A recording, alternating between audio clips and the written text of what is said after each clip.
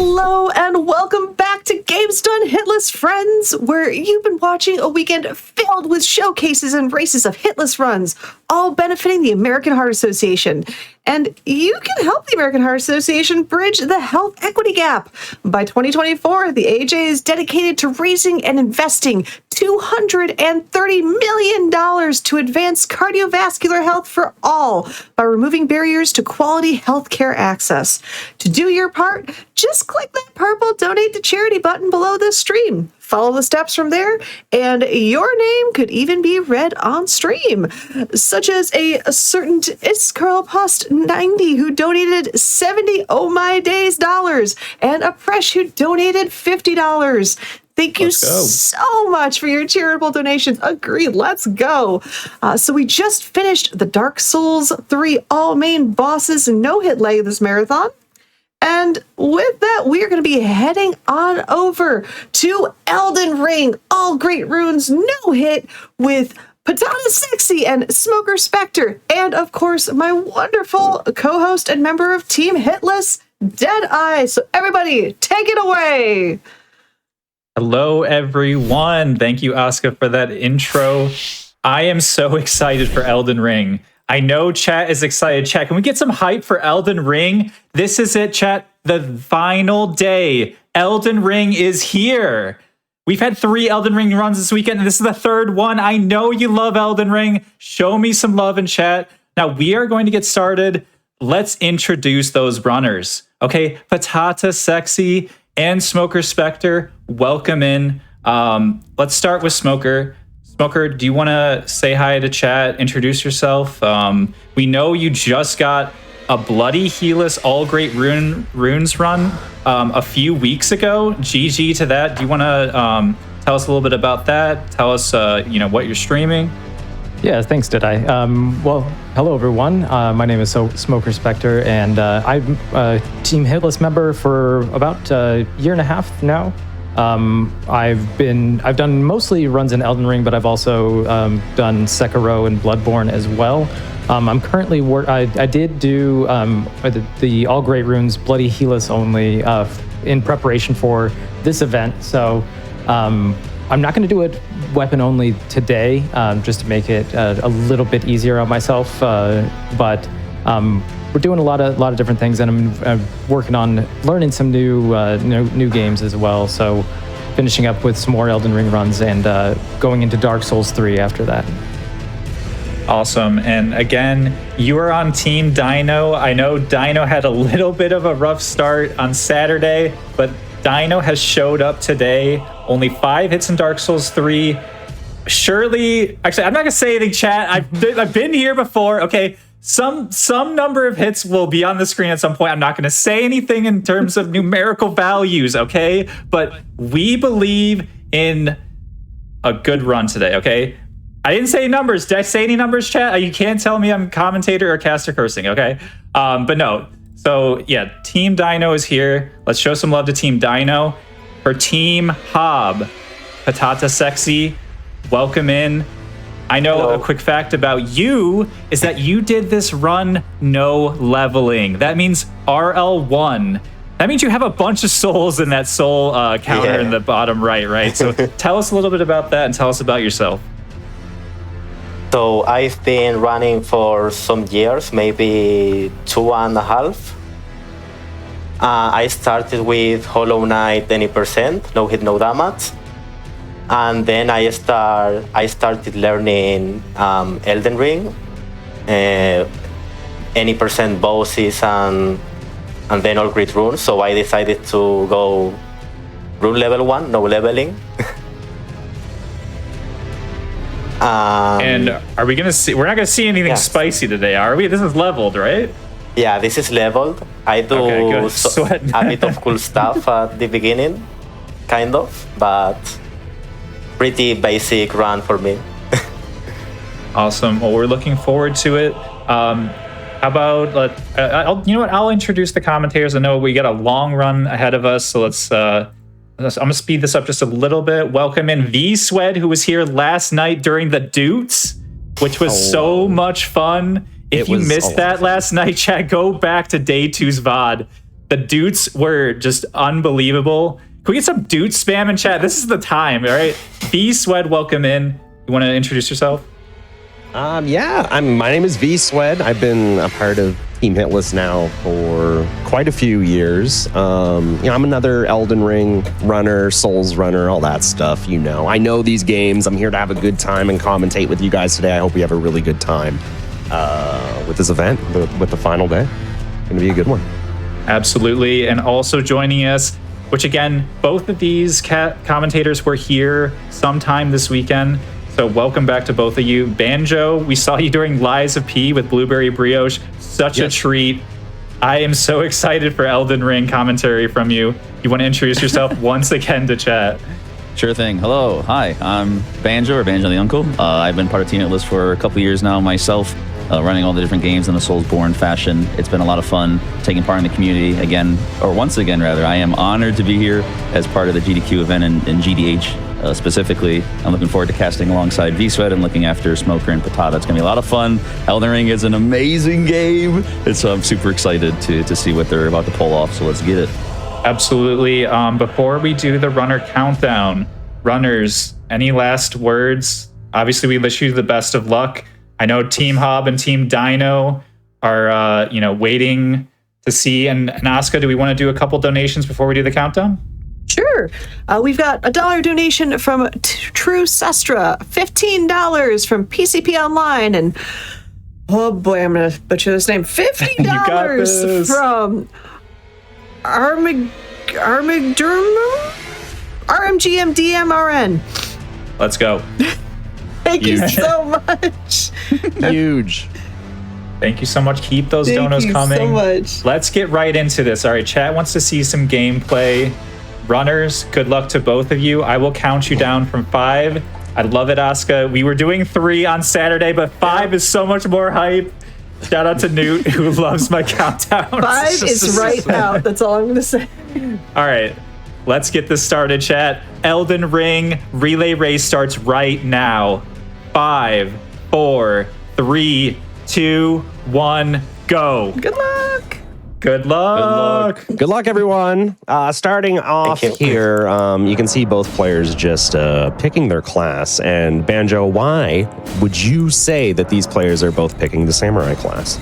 The Samurai class is a very important start to these runs, and specifically for leveled runs, because we actually get some pretty good stats early on in terms of our endurance, in terms of our dexterity, and primarily sometimes even the weapon usage, both with the bow as well as the Uchigatana. They're actually also starting with certain starting items. They went with at least Smoker here, I believe, went with the Lands Between rune to get some early runes early on. So we're going to see how that plays out too. And we're actually already getting to an important element of these runs. Very important. Smoker, bye-bye. Right. So the run's over. That's GG. Oh. I guess that's a hit, right? GG. I mean, he died. That's it. That's how she goes. Yeah. So honestly, what's actually taking place here is in the community there when Elden Ring came out, there was a big community debate on should we have to defeat the first boss, Grafted Scion. I think we got a crash here as well. That's why we just have a dark. Well, yeah, we had to make the computer crash because he lost the run. Yeah, so that's part happens. Of the rules of. He'll load right back up. But to get back to my point on why the players are jumping off here is the community was. Yeah, we figured, but we had a community vote, and the reason why we voted that you do not have to defeat the first boss is for a couple reasons. One of the main reasons is one of the classes, if you start the what's the name of the intelligence-based class, Banjo? I don't know off the top of my head. I think it's Inquisitor, I believe. Okay. Well, one of the classes, the magic class, if you start with the magic class, you actually don't have enough damage. Or the astrologer. Yeah. The astrologer, right. Yeah. You don't have enough damage to actually kill the first boss. And for the sake of consistency, I think the community would like to be able to either just be able to jump off the cliff and not have to fight the first encounter, because either way, even if you kill the first encounter, the game kills you. That's right. So the community just made a vote that that he's an optional fight. You can come back later and encounter him correctly if you choose to. We won't be seeing him this run, but Exactly. Yeah, that was like a community voted thing, and I think it makes sense personally. Just because if what if you wanted to do a magic run and you can't because of that? That wouldn't be very fair to all the people wanting to do that. So it was just a community decision. Yeah, and oftentimes that has to happen as well. We mentioned that a few times across many of the games, the idea that sometimes as a community we have to rally together to vote democratically or otherwise on a specific notion or move, or in this case, a literal boss encounter that ends up having this special caveat to it. And we're actually going to be seeing the runners now moving their way through Limgrave, talking to Kale, getting ready to head towards the first major grace of Limgrave, specifically in a very jumpy fashion. There's a very funny mechanic within Elden Ring that as you're going up slopes and you're jumping around everywhere, you actually move a little bit faster. So you're going to see they're holding block while they're doing so to provide them with a sort of frame one reset of their jumping ability. And so that's why whenever you see them jumping around everywhere, it's typically because they're just trying to go speed. We're actually seeing some material pickups as well from Patata. He's picking up some of the knot resin, or the root resin rather. And also these kukris are really important too. These initial kukris we see in Limgrave are very, very important without having to go towards Weeping Peninsula and the merchant down there. It's going to be a useful tool. The kukri provides sound for distraction, and sound distraction is highly important if you're not utilizing or can't always utilize specific hiding mechanics like Assassin's Gambit and the like. Melina, hello Melina. And like Banjo mentioned, we're now just out like the first main site of grace here, and this site of grace is going to award us with Torrent, which is going to be the main way we get around the map. Go Torrent. I'm a Torrent fan. He's a big Torrent fan. I'm not a Torrent fan. A lot of people dunk on Torrent, but Torrent is a great asset to the run. Look at him go, all right? Look at the stamina consumption is low. His speed is high. You can pick up items. You can attack off of him. Missed opportunity on not giving us a craftable item that makes him go faster. Just saying. It's a missed opportunity. I'm picking up some golden seeds. We're actually on Patata's side, on Smoker's side, we're actually going to be going for, I believe, the flail early on here, particularly for sometimes taking down a very large dragon. I don't know if we're going to see them on the speedy run, but the flail is primarily used to take down a later NPC encounter who has a particular weapon that is a staple of these meta runs at this point in time. And you also saw him to pick that item up safely. He actually utilized one of those kukri Banjo also mentioned just a moment ago. So he used the kukri and threw it against the wall, and that actually caused a sound that the enemies had to go investigate. And that investigation makes it so that they won't see him sneak up and grab the item that he wanted there. That's right. Patata's picking up the strength, the knot tier for extra strength, plus 10 strength in our physic. The physic is a vital component of these runs because the physic provides so many cool utility functions, and we're going to see them pick that up eventually as well as they make their way through. I don't know if we need those, the fruit, but it doesn't hurt to feed Torrent sometimes. Torrent gets lonely. He gets hungry. All I'm saying is that Torrent's he's a very, very nice guy. We need to help him, Moving fast here is Golden Vow. Yeah, that's right. Yeah, he's going to go up and do 2 unsheaths. The first unsheath, he didn't Unsheath actually. is so good. Yeah, it's so good. He didn't see him approaching because it's A, nighttime, and B, he was sneaking. Both mechanics stacked on top of each other will actually cause your player to be more stealthy.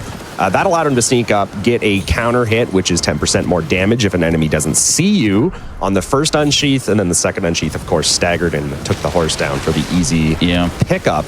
Also picking up a really important item. Pick it up, At the exact same time, both players pretty much picking up an Exalted Flesh. It is a one-time consumable item that will increase your physical damage by 20% for 30 seconds, 45 seconds. Yeah, it's something pretty low. It's around that time because it's a really good item because I don't want you to sort of abuse it or use it too often. He also picked up the lance. While it might not seem like it was just a random pickup, the lance is going to be used for a particularly family-oriented encounter, if you will. And if you were here last night, you saw that already. But you'll see it again. Yep. They get more Exalted Flesh. They're going pretty fast. They're also timing, if you'll notice on Torrent again. I know I keep talking about Torrent, but this might be the last time. But when it comes to Torrent, they're actually utilizing a pretty nifty technique when it comes to speed. Again, you actually don't want to spam circle or spam the speed boost button on Torrent because it's actually not efficient to do that. You actually want to do it like every 4 gallops or so. So if you're just spamming it, it's actually not as good as it could be. But the runners realize this in terms of their speed, so they're trying to maximize their efficiency. It's really good stuff. Especially on a run this long. Yeah, it's so fast. fast. It really adds up to time. Yep, exactly. It really adds up. It doesn't seem important, but like I'm guilty of it too. When I play this game, I just smash the button. Like, but you can actually see these guys are counting their paces. Yeah, and Patata is going very quickly, just dropping right now through a very high cave, or I believe it's the highway or the high road cave, picking up an important talisman within this location. This is going to be the blue dancer charm we're going to be slowly picking up. At the same time, we see Smoker picking up another important, lots of important items. Oh yeah, it's rapid fire. Yeah, it is very rapid fire. We have what he's picking up, a cookbook note for the very important sleep pots. The fact that we get sleep pots basically for free is insane, or wild rather, and it's great to see that they're going for all these important early items. We see some drops from Patata jumping across. They're utilizing some great speed techniques again on his drops there. No Assassin's Gambit, by the way, no torches, so you have to be careful of these bats. But he's moving his way through very nicely. He's checking the bats. He knows he must have lost a run here, because I know I have to this bat. They will follow you. It's really evil. Even into this room, into the boss room afterwards, the bat can come in. Yeah, that's right. Yep. Guardian there should be a couple Golem. unsheaths, and he'll get a stagger, and then for some reason, stagger's cool. It does a lot of damage. Yeah, that's a lot. There's no levels. That's an unupgraded weapon, by the way. It's great stuff. Yeah, it's just one of those classic like weak points in these games, and Guardian Golem destroyed. Very well done. Nicely done, Patata. Very good. Smoker at the same time picked up the Physic from the nearby church in the Mistwood. This is the eastern section of Limgrave, passing by the Shifra River Well, by the Minor Urge. We're going to be picking up an important tier again. This time the Spike Crack tier. We don't really use the green spill or the endurance tier, but we utilize not only this tier, but also an upcoming talisman guarded by a nasty fellow. Yeah, the sleepy bear here. So he's gonna traverse these ruins kind of stealthily. He's gonna also pick up these Trino lilies. These are the items that we craft sleep pots and sleep stuff with. So the Trino lilies are very important to grab. Banjo just mentioned that he picked up the spiked crack tier, and that's gonna increase his charged attack damage. So fully charging an attack with a power attack, guys, with your R2. Or I guess it depends on what kind of controller you play on, but a fully charged heavy attack will get a big damage buff with the Axe Talisman he just picked up in combination with the tier he picked up. Both add more and more damage. I think it's 15% damage a piece. I could be wrong about that, but it's a significant amount.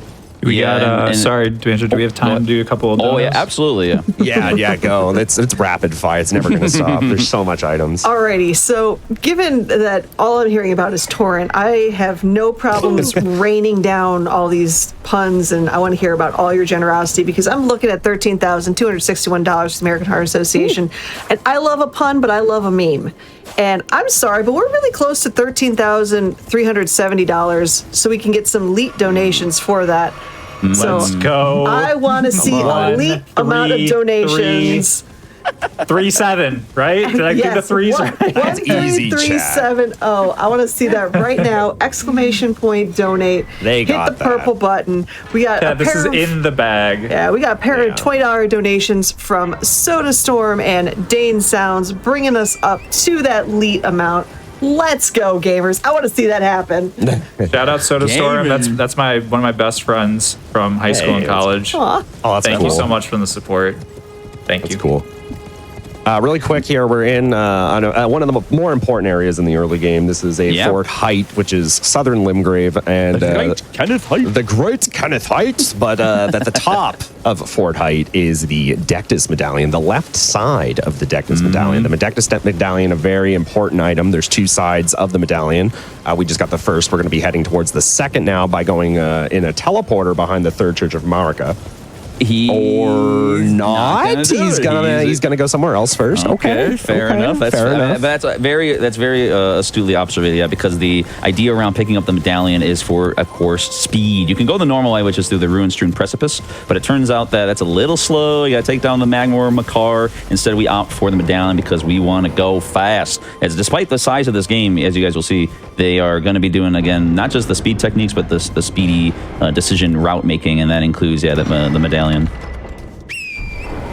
torrenting through. We got the Axe Talisman on Patata now as well. Quickly picking up all of these Trina's Lilies, because that bear is very nefarious. He has a really strange aggro radius. He's alive. He's awake. He can shoot you across the map with a growl, too. You gotta be careful. Right, yep. Yeah. And Smoker is actually moving towards Kaled, towards the Rot View balcony here. Going to grab this Grace and is going to be moving towards... I don't know exactly what his aim is at this point, but I guess he's just trying to make his way towards maybe the Dragon Burrow rather than taking the... Oh, you know what? He may be going for a Somber Stone nearby. I don't know if he's going to take a side path here. Or no, it doesn't look like it either. I'll just wait and see to see how he's making his way through. We're just guessing. We're just. I know. Sure. Yeah, I am very eager to know. I'm assuming it's for Dragon Bar because not going through the teleporter, it brings you back behind towards Garank and the Bestial Sanctum. But it turns out that maybe this is just a fast. Technically, in terms of timing, it's just faster to go from maybe this is just faster. Yeah, because like I guess like I'm basing this off my routes when I do these types of runs, and I always like cheesing the cavalry on the bridge for the early 42,000, right? Ooh, and that's a juicy amount of runes. That's true, and I guess that's a very good point because if they're looking for speed, technically speaking, trying to take him down can be a little on the slower side. It only takes one Kukri, or rather two Kukris. Two Kukris, yeah. Maybe you could get it done with one. I don't know. I'm not sure. Yeah, I use like 3. I think. Yeah, but right now, I think you're right. I think he's just heading straight to Dragon Burrow and not doing the cheese and just. I guess he doesn't need the runes. He doesn't need them because he's just going to go talk to Kale Impersonator. Oh, actually, at the same time, we have Patata's going for a particularly important Ash of War or skill here, luring over this large or the elite commander to pick up. So we're going to see probably a mini script here to take him down. Distracts him. It is, as Avisa pointed out earlier, it's nighttime and he's crouching, so he can't be seen. And meanwhile, Smoker is picking up an important item, the Beast Torch. Beast Torch is used to fend off rats and other small vermin that cannot, or that they are scared of it. So you're able to sneak around areas very easily. And again, sneaking, we're picking up some roses. We'll talk about that soon. Let's watch. RJR2, unsheath. Ooh. Very nice. That would hurt so bad. Oh my! Every time I see those kinds of reposts, I'm just like, I don't ever want to be on the receiving end of any of this. But well done. He picks up the Bloody Slash, which is important for our TSR purposes, which we'll get to in the future as well when they start setting it up. And I think now, I think Smoker's just going to push this little beetle off the ledge here. Yeah, he's just going to push him off. Okay. So that gives you a somber 8, and then right down underneath this place is a somber 9. I'm assuming he's just parkouring down here this way. Yes. Yeah, it's not a bad way to do it. It's a little harrowing because gravity in this game is maybe for those that don't know, gravity is very particular. It can be the difference between life and death. A couple inches, literally. It's like sometimes you live, and then sometimes a couple inches down you die. So expertly done by Smoker, picking up the Somber 9 and a Rune Arc, which is also pretty convenient there to leverage later on our Great Rune activation, which is going to be vitally important for further stats. And you saw him just fully equip his gear, and you might be wondering, why on a hitless run are we wearing armor? Nicely spotted. Armor has a really good property in Elden Ring. It gives you defense. Who would have thought? And it also gives you defense to status ailments. So while wearing armor, you actually are able to take more passive poison damage, poison buildup, I suppose. So he's going to be going for this Dectus Medallion in the upcoming fort, and there's going to be some bats that are going to be spraying a poison mist on a ladder, and he's equipping this armor so that poison meter doesn't fully go up, because you're allowed in hitless to take passive buildup from enemies, but if it procs or the bar fills all the way up, it will count as a hit. So he's going to wear this armor to avoid that. Yeah, it's a really great point because in terms of hitless, we're so used to the same. The usual idea is you got to get your perfect parry, you got to dodge everything, but there's also these smaller minutiae which include status buildup, and so we should see with the Beast Torch in hand and the armor, should be totally safe to go all the way up. Thankfully, the bats there are pretty distracted from just their daily bat things. I'm not entirely sure what bats do on a daily basis, but whatever the case may be, we get to slide on by. He may do the speed technique. He's going to go for it. Very good. Yep. Another little one to open up the treasure chest faster. And we're actually going to pick up another important talisman here, too. He actually did the skip on the first chest as well. He got both of them. He did. Yeah, that's right. He did. So this is a big rune. Yeah. So that's a nice early game money. It's really good to pick those up when you can. Absolutely. These rats will not chase him again because of this torch that he has equipped. And that's the Radagon Sword Seal. And Banjo, what is the Radagon Sword Seal? The Sword Seal is an incredible talisman that is, well, there's two different versions. There's actually two different versions. There's America Edition that focuses on sort of the mind-related aspects of the game, like Mind and Arcane. And then there's the Radagon Edition. There's a Scar Seal and a Sword Seal. This is the Greater Edition, the Sword Seal, that boosts your more physical or body-related attributes, including strength, dexterity, endurance. We like all of those attributes because more stats equals more good. And so we like to have that almost always in any run. You'll go for that talisman because it's so convenient. That's the name of the game too in Elden Ring, right? Because the game is so large, being able to, and V-Sweat touched on this very nicely as well, which is where you can make your efficient decisions happen more often. It's going to really reduce the time frame of your run, or at least in general give you a better chance at streamlining what you have to do, because it all adds up. Because the longer the run, the more those micro decisions really give you a leg up. And for those that don't know, that I may have played this game casually, you don't have to fight Margit if you don't want to. You can actually just skip Margit completely through the whole game. You don't even need to fight him to actually beat the game. It's probably recommended, though. But for now, these guys are going to go around the entire castle and head into the lake to get a little stronger, pick up some more stuff before we come back and start tackling some bosses. But I definitely have heard a lot of friends and people I know that never knew that you could skip Margit, or that he was optional. Oh, and look, a little skip here. I've never seen this, by the way. I've never in my life seen what's happening. Yeah, this is a... Oh my goodness. So that's part of it. You saw that? Yeah. Oh. Can we get subtitles of what I just heard? The gravity in this game makes no sense. So if you noticed, he was on flat ground for about 3 seconds before the game calculated his fall damage. Yep. And it's just so scary because that could have easily have been a death right there. And I'm sure his heart sank when he saw that he didn't take fall damage initially. Because that should have been, as a player, you know that, hey, that should have been fall damage and I haven't taken it and I'm about to take it and it's probably going to kill me. That was really close. That was... Oh. But survives, makes it into Liurnia. Picking up some runes.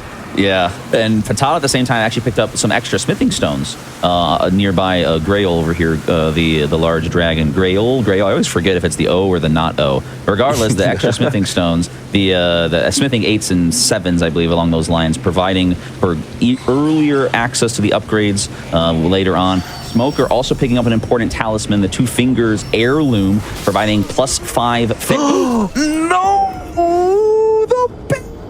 Not the bad hit. That's that so was rare so that bad actually. rare. Oh no, dude. That's just an early, and that's just part of Hitless. That's an early game. That happens. This is this is why Hitless is a thing. I just want to remind a really chat, bad hitbox too. I just want to remind chat real quick. We have a channel prediction going.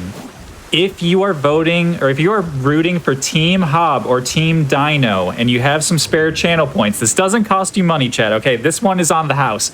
You can vote right now. Team Dino or Team Hob. Get those channel points in there. I only see 288K on each side. Last night we had millions of channel points. Let's get this going. We got about 5 minutes left for the predictions. Let's get some hype in chat. Who are you rooting for? Team Dino or Team Hob? Let us know.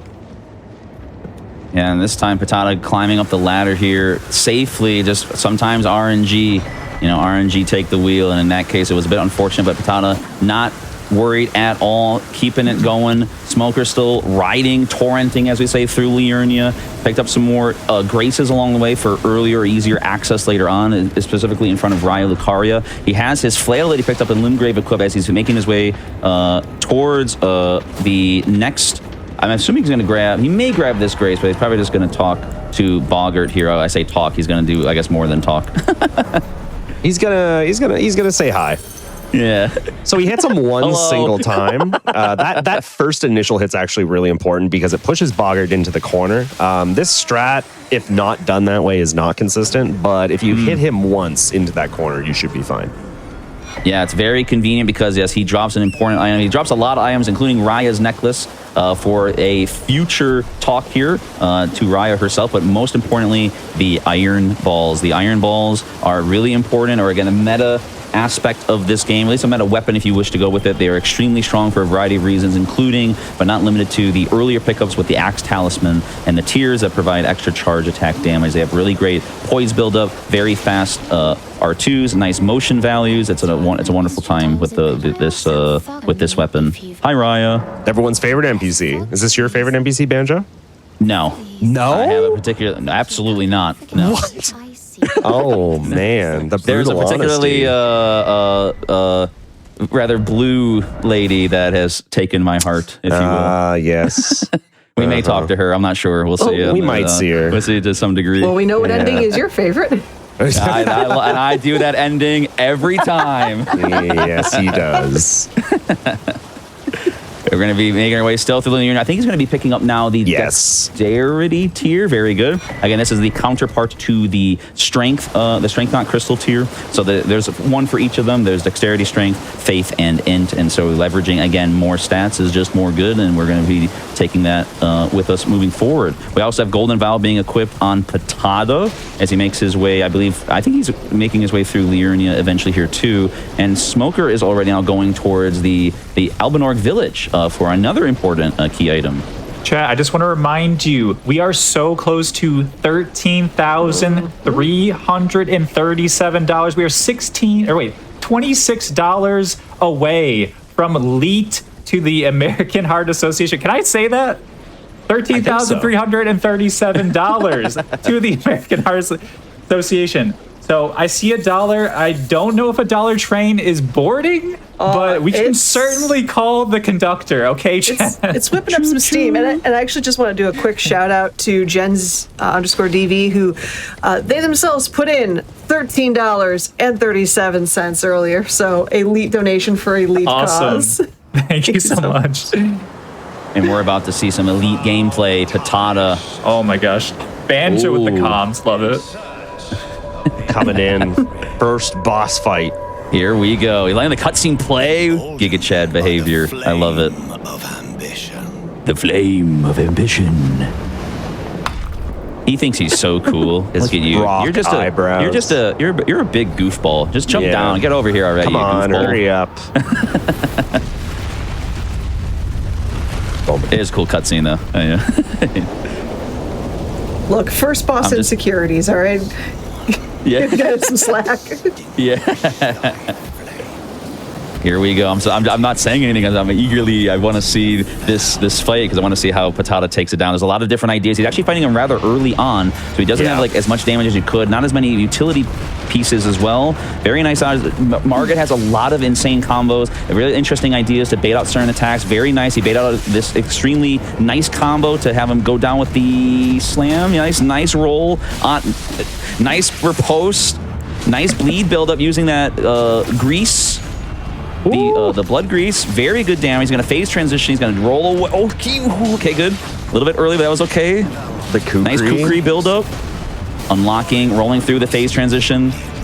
Being careful. We want to stay mid-range here. Bait out the attacks. That's a very nasty attack from Margit. That attack is so bad. Roll catches. Oh, very nice. Woohoo! Should be GG. Yahoo! Let's go. GG. Not even close. Nah, I wasn't worried. I wasn't worried. Personally, honestly, I was confident the whole way through. I was like, expertly done. Well done, Patata. We get a talisman pouch for our rewards here, which is very, very nice. The talisman pouch provides us with another talisman slot. And yeah, it's tough to talk about Margit in general, or rather in this quick of time, because as V-Sweat and others that run this game know, Margit has tons of nasty combos and tons of nasty delays and tricky situations. And the arena has gravity, and you can be pushed the worst to part, I would say. There's a lot going on there. So yeah, very well done, Patata. Very well done. Half the arena is like covered in like not spikes, but they're like, what are they called? They're like, oh my goodness, is this no gambit? Oh my god. This is what you do. This is. I would never do this. I'm not doing this. Now. I mean, I would say they're harpoons, V-Swed, but that's just I'm a shark enjoyer, but I'm pretty sure they're not. Spears and stuff work too. Yeah, like there's like a bunch of harpoons like lying in the arena, and it makes the arena really hard to navigate. That was a very scary front gate. Normally, Normally, I would make it nighttime. I'd have Assassin's Gambit, which increases stealth. Those things wouldn't even shoot at me. These guys don't have time for that. They're just running and jumping through the ballistas shooting at them, and that's scary. Yeah, but and typically they seem to know what they're doing. Oh yeah, absolutely. Yeah, it's consistent, or at least mostly consistent from a lot of different testing going on. It should be totally fine. But yeah, like you said, sometimes you get some stray arrows, and sometimes you have greater utility, sometimes not, and you adapt to the situation. And that's exactly what Smoker's doing too. He picked up some somber stones from our good friend Mr. EG, the mirror helmet wearing lad. Patata's sneaking around. This is going to be a line right here. Yeah, we have some interesting routing going on for both individuals. We're going to see some non-gambit avoidance of jump. That's there important. It is. Great jump. Very good. Yep. Roll that. He should nice be fine. Jump. Nice jump. Yep. So we should mention too, as part of this, because it's happening quickly, but jumping is also a way to avoid it. It's a way to avoid attacks. In particular, it actually turns off your hitbox and like sort of like your legs and your waist. Yes, yeah, lower it's very half. strange. Yeah. Your arms are still activated, so actually some weapons can still get you hit when you're jumping, depending on how your arms and your hands are positioned relative to how you're holding your weapon. But it turns out that jumping is a very vital tool for dodging and avoiding. Oh my God, he followed. Yeah, this can happen. Yep. It's fine. We can kite. We can kite all day. Yeah, he can. I don't know. Okay, I should say some of them can throw fire pots. Masterfully done. Going to. Good, very nice. Yeah, some of them can throw the little fire pots that we normally like to leverage ourselves, but it was very well done. Smoker's making his way through the Bellum Church, picking up more Sacred Tears. Sacred Tears are what improve our capacity for better flasks, the Cerulean and Crimson Tears. At the same time, speaking of pots, Patata is picking up cracked pots himself. Real quick, Banjo. Yes. We just hit $13,337. We are past it, chat. Congratulations, chat. We did it. $13,337 achieved. We are so close to the Sekiro bonus game. If you are loving this relay race, I want to see some hype in chat. We have the final bonus game on the line today. This is what we are here for, the American Heart Association. Let's get to $15,000 raised. I believe in this, chat. We have plenty of time to hit it. Thank you so much for the donation so far. And I also want to shout out the No Hit Hispano co-stream.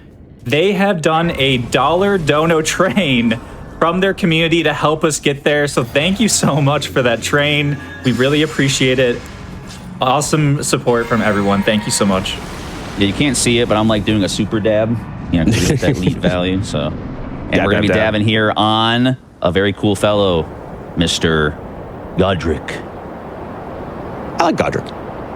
I like him as well. I think phase 2, unfortunately, the fire is really annoying, but I think the concept of the idea around him as an early game cool boss is actually really well done. I like it. Yeah. While this cutscene's happening, you can also see on the right that we're already in Altus Plateau. Yeah, true. Which means both Dectus medallions were acquired. We took the Grand Lift, and now we are in Altus Plateau. Speaking to everyone's second favorite NPC, Raya. And she's actually going to take Smoker all the way to Volcano Manor, and he's going to be picking up some stuff in Volcano Manor. Very important items, yeah. Godric coming in here. Let's see what happens. Godric has some pretty wicked delays as well. This is kind of where the reputation of Elden Ring started to build through Margit and Godric, where the enemies and the bosses will just hold their weapon in the air for 5 years. Literally before 5 they years. attack. Yes. So let's see. We got a couple openers. Very nice straight. That's very slick. Very good. Scary. You have the double jump here. Very good. Gets some nice jumping attacks. Jumping attacks build up more poise on enemies versus normal. This is also a really bad attack. I wish he didn't do this. But we have two options here. Very good. He goes for this cheeky unsheath in between. I love that. Cheeky. Yep. Okay.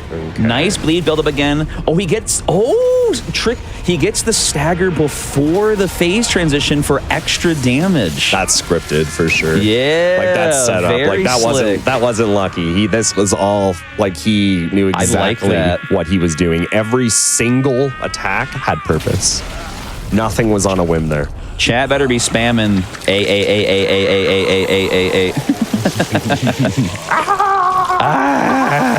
I can't do it as good as he can because Godric's a little. He's a little. We would like to help him, but you're going to see in this cutscene. He's gone. He's his power. He wants more power. The dragons. This is so nasty. Like, Godric, dude, come on. Come on, dude. Smoker, meanwhile, making his way towards actually a really okay, this is interesting. So he's electing to go for, I believe, maybe he's going to be doing this. He already has Golden Vow, but Smoker, as the cutscene's about to end, I believe he's going to be picking up. He's either going to go for a greater Golden Vow for the Incant Edition here, or is he going to just be using this to get by? Maybe not. No, maybe. It's got to be for it. He's despawning the NPC that's spawning. Yeah, and again, another script happening over here. That's right, with Godric. And Godric didn't even get a chance. So Godric always opens. He always opens with the same attack in phase 2, guys. So we already knew that was the attack coming, and he can build a strat around that, and that's what you guys just saw. And that's the first I remember. Do we have a time for a few donos? I would say so. Yeah, absolutely. Alrighty. I would just do a quick shout out because I heard we had a fantastic donation train. So, gracias por el tren de donaciones en español. So thank you for that. Nice. I want to give a quick shout out and GG to $50 from Odaru. Thank you so much, GGs. We have $5 from Mega Up Jorge 17. We've got $5 from Agon_UT and $17 from X03. Thank you so much. We are cooking, chat. GG Odaru for the run. Yes, GG. Did I do it, chat? Did I do it? GG's. Again, we have to hit $15,000 if we want to get some clings and some clangs for Sekiro at the end of today's awesome series of runs. So let's go. Let's go. We gotta have Sekiro. Come on. Like I agree. Sekiro is an excellent video game. Yeah, I would say it's FromSoft's strongest title, personally. Really? I would. It's my least favorite. It's my least favorite, but I would say that it's their strongest one.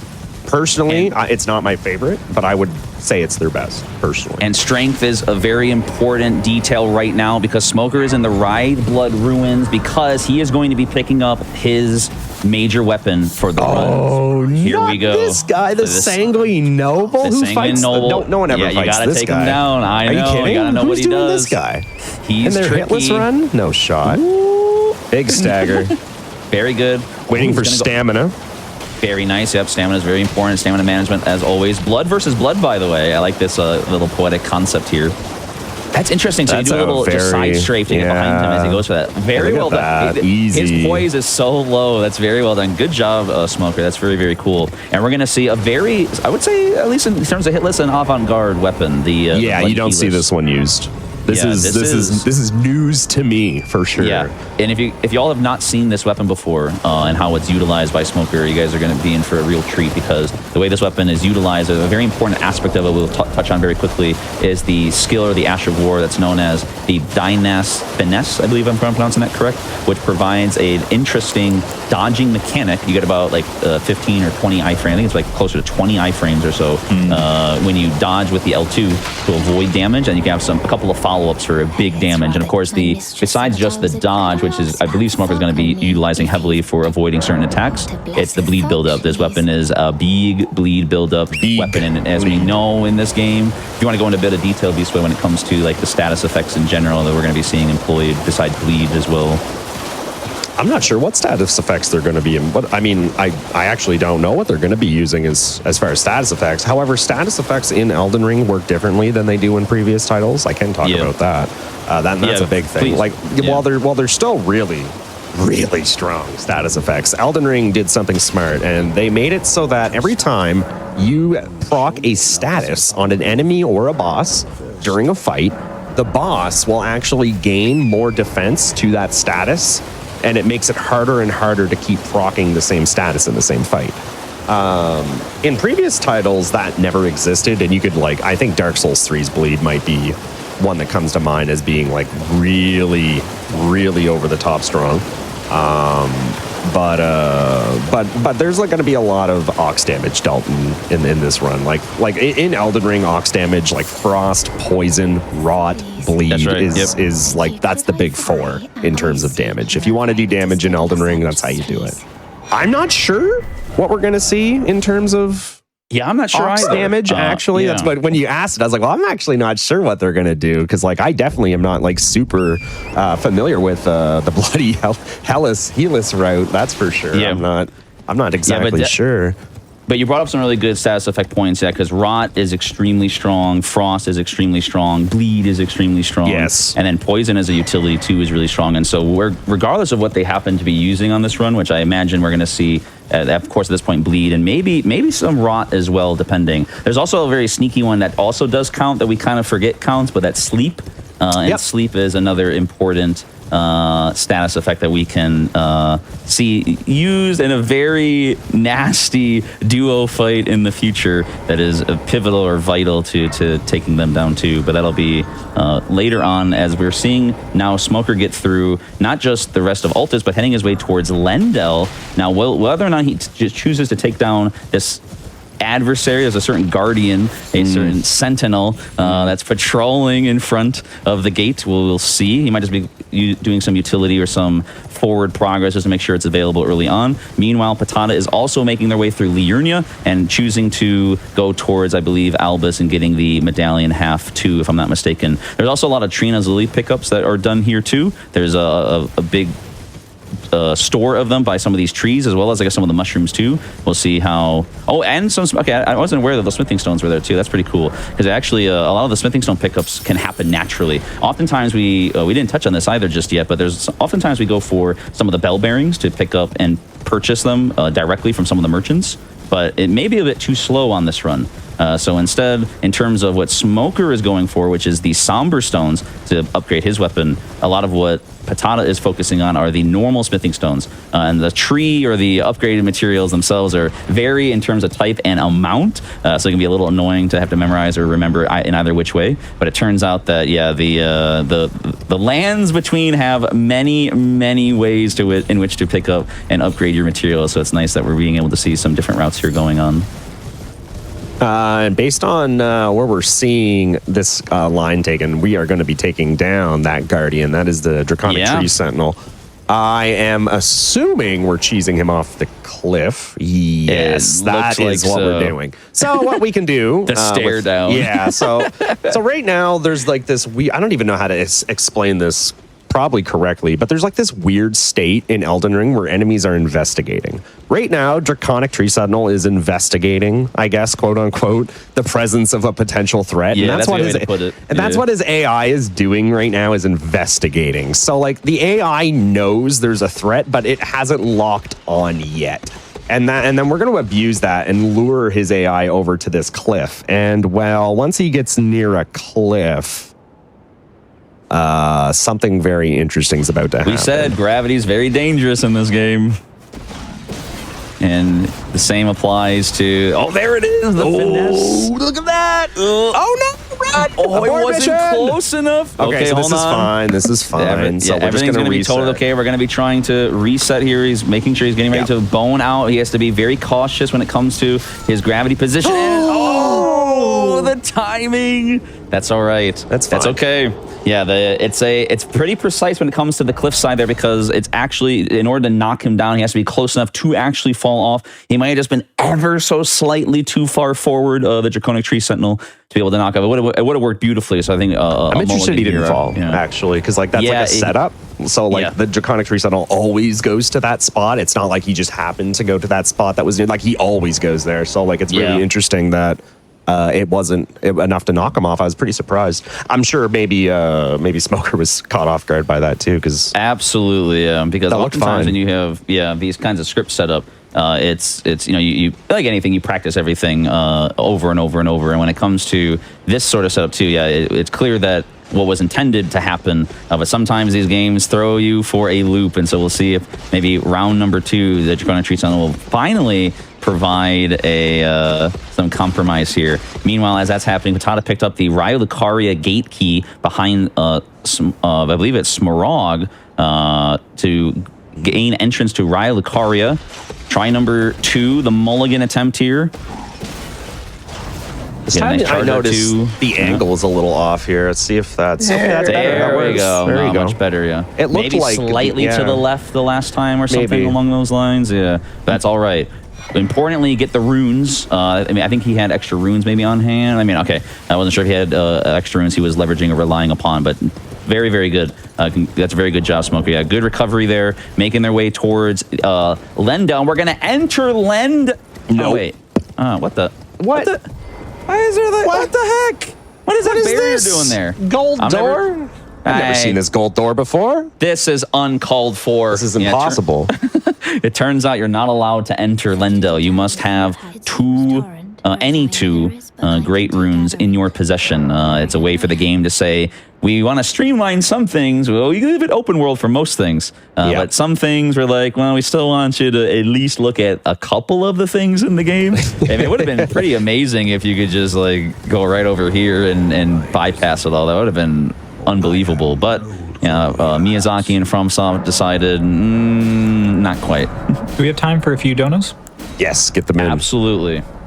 Yeah, we are sitting at $13,385 for the American Heart Association. And as a reminder, and just for the wonderful things the AHA has been doing, in the 2022-2023 fiscal year, the American Heart Association has made important inroads in the fight against high blood pressure in Black, Hispanic, and Indigenous communities, and has invested almost $18 million to support investigators from underrepresented racial and ethnic groups.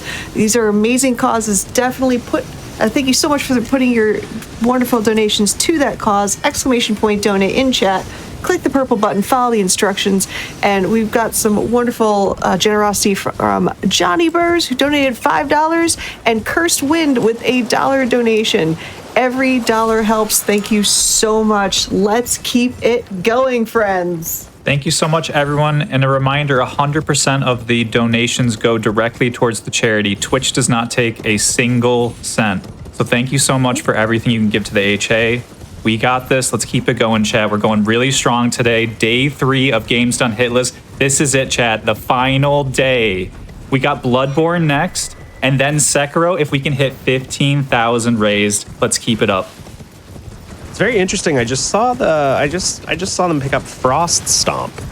I don't know if you saw that, Banjo. I did not catch that immediately. I was watching both Smoker and Patata as they were going through. Patata grabbed it. So Patata nearby must have absolutely grabbed that then. That's interesting because I'm wondering why. So that's actually a good segue back to, or full circle back to our discussion on the status effects. Because maybe it turns out that he's going to be, unbeknownst to us, utilizing the Frost Stomp, not so much for the Ash of War, which back in the day, at least with the Ice Rhine Hatchet, very early on, alongside Sonaf, the Sword of Night and Flame, being absolutely overpowered. But we don't really need the Stomp, but we probably need the affinity for frost damage and applying the Ash of War. So we'll see if he actually utilizes that for some better damage and status output. Yeah. Okay, yeah, that makes sense. Meanwhile, I believe Smoker picked up in Volcano Manor the Erd Tree Seal, one of the better seals in the game. Not necessarily needed for too many purposes in terms of what seal you use, but maybe he's going to be leveraging some other idea for some streamlined purposes too. Making a nice little parkour jump. Very good. I don't think he's going to pick up this Stone Sword key. Nope. Doesn't need it, never mind. Utilizing a nice little tact. Okay, going with the quick step to maneuver his way through the lava. The lava is quite dangerous, as you see. It ticks down slow, but also fast. Kind of one of those weird things where if you're not careful, you're not paying attention, that it can easily end your run if you have low health or you're not watching as it ticks down. Picking up Somber Stones. The Erd Tree Seal that you mentioned is also really nice because it actually doesn't have any weight to it, so it weighs 0. And remember, they're using the blue dancer, the blue feathered. No, not blue feathered. The dancer talisman, blue dancer talisman. That's right. Yeah, which increases more, gives you more damage the lighter your character is. So the fact that it has no weight is really nice. Yeah, and it's an important element to it. That's very nicely spotted because when it comes to all of their setups, what's tough about Elden Ring in terms of execution is you have a lot of things to memorize. Oftentimes, you only have things like maybe like your twin swords, or you just have like your bow and arrow. But like in Elden Ring, the enormity of the game means you have an enormous amount of content. That is to say, talismans, weapons, spells, yada yada, items to use, right? And we're going to see all of that done right now with Smoker as he enters and begins to set up for a goofball as well. Another goofball, rather. No shortcut just turns my stomach, but let's go. That's true. Well, fingers crossed. Go wrong? Yeah. Lining up. That's an important element. Spawns throwing him in the sleep pot. Yep. As he spawns, getting him to go to bed. We're going to see some probably big bleed damage here from the Bloody Helis. Is going to be quite nice. Hitting him a few times, waking him up, getting some bleed. Ooh, in between bleed before the sleep goes off, because if you do it too early, you can actually cause him to not gain the status immediately. Maximizing the sleep efficiency here. Very nice. A very nice charge R2 to go for the stagger. Very nice for post. He has yet to phase transition. Now he's going to go for the phase. He's going to back up, throw another one. Phase transition happens. Outspace the explosion. Go back in. See him go to bed. And not just go to bed, but probably go night-night. The big bleed proc's coming on the riposte. Oh, doesn't even need the riposte. Doesn't even need it. Yeah. Very well done. Very good script. Well done, Smoker. And we got Patata. Nice ring. I saw that. Don't think I didn't see that, Patata. He was doing a little emote there. I saw that. I didn't see the emote. He was doing a nice little, I think it's from the DLC, actually, this little ring emote. He's making his way through. Speaking of rings, again, grabbing a Great Rune activation. I don't believe, Smoker has yet to make his way through Stormveil, but because Patata has taken down Margit and, of course, Gondrick, he picks up the Great Rune. And this Great Rune is extremely good. It provides +5 stats. That's right. Extremely good is very underrated. Yeah, by the way, it's amazing. It's unbelievable because it's the first Great Rune in the game. They were just like, here's 40 stats, +5 to all 43 levels, and that's just outrageous. That's a great word, outrageous. And it's simply outrageous, and it's absolutely incredible. So we have now Smoker making his way through Volcano Manor, utilizing those kukris again from earlier, which is quite nice. Making his way past the Maiden, making his way past the different poison civilians or the little zombie dudes, making his way past the snakes. And we're going to see a little bit of a way to get past this. Yeah, okay. It looks dangerous. It looks like the fire whip is quite scary, but it should always be consistent. We always got to add that qualifier, should, right? Because, 1 in a million, right? But it looks like it was good to go. We're making our way, of course, again, towards a rather large and in charge, a rather snake-like lad. I don't know if we're going to take them down right now immediately again either, but maybe just, again, some forward progress. Because, as we said, this is a long run, and there's a lot going on and a lot of places to go. And it doesn't hurt to grab some graces early on in terms of, like, running sections that are more difficult. And so we might just be seeing that here. Probably. I'm anticipating he at least grabs the weapon and levels it. That's true, too. That's a good point. We did pick up a lance earlier, Banjo. Yeah. So. And that's an interesting element of this boss arena. That's true, too, because this is one of the only arenas where you can go in and not activate the boss relative to not having Assassin's Gambit and the like. So you're absolutely right. So we're going to pick up the weapon. We're going to skedaddle on out of there. Meanwhile, Patata has picked up Flame, Grant Me Strength, which is another incant-based buff. It's a sort of body buff that is particular to this game. It provides more damage physically and more fire damage as well. And there's actually an important distinction when it comes to these buffs. Long story short, there are two kinds of buffs. There are aura buffs and there are body buffs, and you can have multiple types of buffs activated at the same time, but you can't have multiple of the same type. You have one aura and one body, and vice versa. So, for instance, you can't have Exalted Flesh and Flame Grant Me Strength at the same time because they would conflict. Yeah, you have to memorize all of them. I have a page of it written down of all. Okay, this with this, that with that, and there are when I say a lot of buff combinations, there are a lot of combinations. So again, we're going to see Rykert on the right here, one of the scariest bosses in the game, I would say for sure. And we're going to see a really tough fight, I'm imagining here.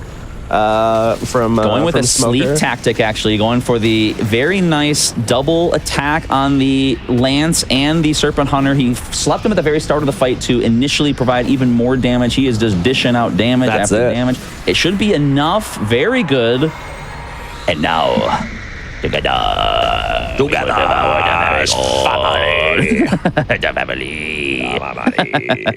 Let's see it. Best I'm cutscene assuming. in the game. Oh. Yeah, it's pretty good. Now there's a couple openers. He's gonna go. Okay, he gets a nice opener. There's a really quick opener. He does that one quick poke. He does is nasty. Yeah.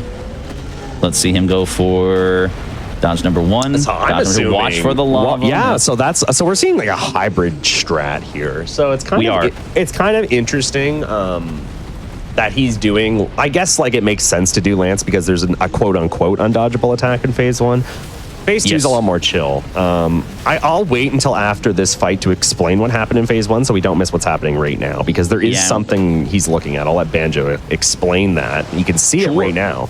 Yes. So what's happening right now is he was actually waiting for Rykard to perform 3 sort of soul mass attacks. Whenever he drags his weapon on the ground, he actually raises souls into the air, causing the arena to start to darken orange. And it turns out that once that happens, he's going to initiate this super duper ultra mega cyclone hurricane death-centric skull-laden. That's the actual attack name, by the way. Yeah, it's in the code. If you actually so when it comes to this attack, you don't want this attack. It's very annoying. It's very silly, but it turns out as you're watching here, very well done. Nice. Good job, Smoker. You can actually control Rykard entirely by utilizing the skill of the Serpent Hunter. You can time. It's not. You don't just spam it. You have to time it with his foot stomps, essentially. It's a timing, more or less. Yeah, exactly. That allows you to interrupt him over and over and over. And thankfully, by doing so, we can avoid that.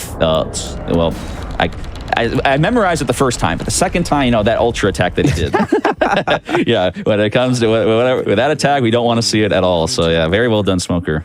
And that's so cool because when I played this game, obviously for the first time, even for like the first year, I never even noticed that the correlation between him attacking the ground and causing pink smoke to rise into the air was what's causing that attack. And when I found that out, I was like, whoa, that's so cool. So we can work around that and come up with this, literally this script where he can't actually do the attack because we keep interrupting him and abusing it. So it's pretty interesting that how it works that.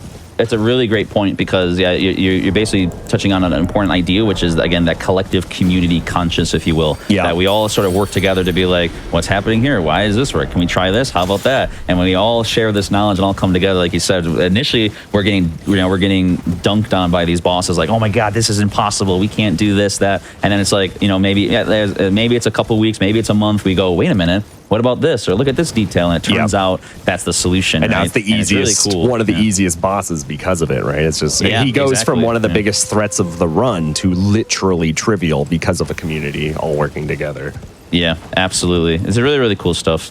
And speaking of cool, Smoker is actually heading, he picked up, I should mention, Assassin's Gambit. One of the reasons why Smoker chose to go for Volcano Manor was to initiate, I think it's Bernal. I was going to call him Bernard. Bernie. But Bernie, there you go. He was going to pick up Assassin's Gambit from Bernie at Volcano Manor rather than in Limgrave. We're also utilizing a really neat technique to despawn Nereus, despite the bloody Helis pickup, because technically speaking, Smoker has aligned himself with Moog and his lot. He's going to choose not to engage against. I like my lore. Some lore right there. That's the reason he's despawning this NPC is because they're friends now, right? Okay. Yeah.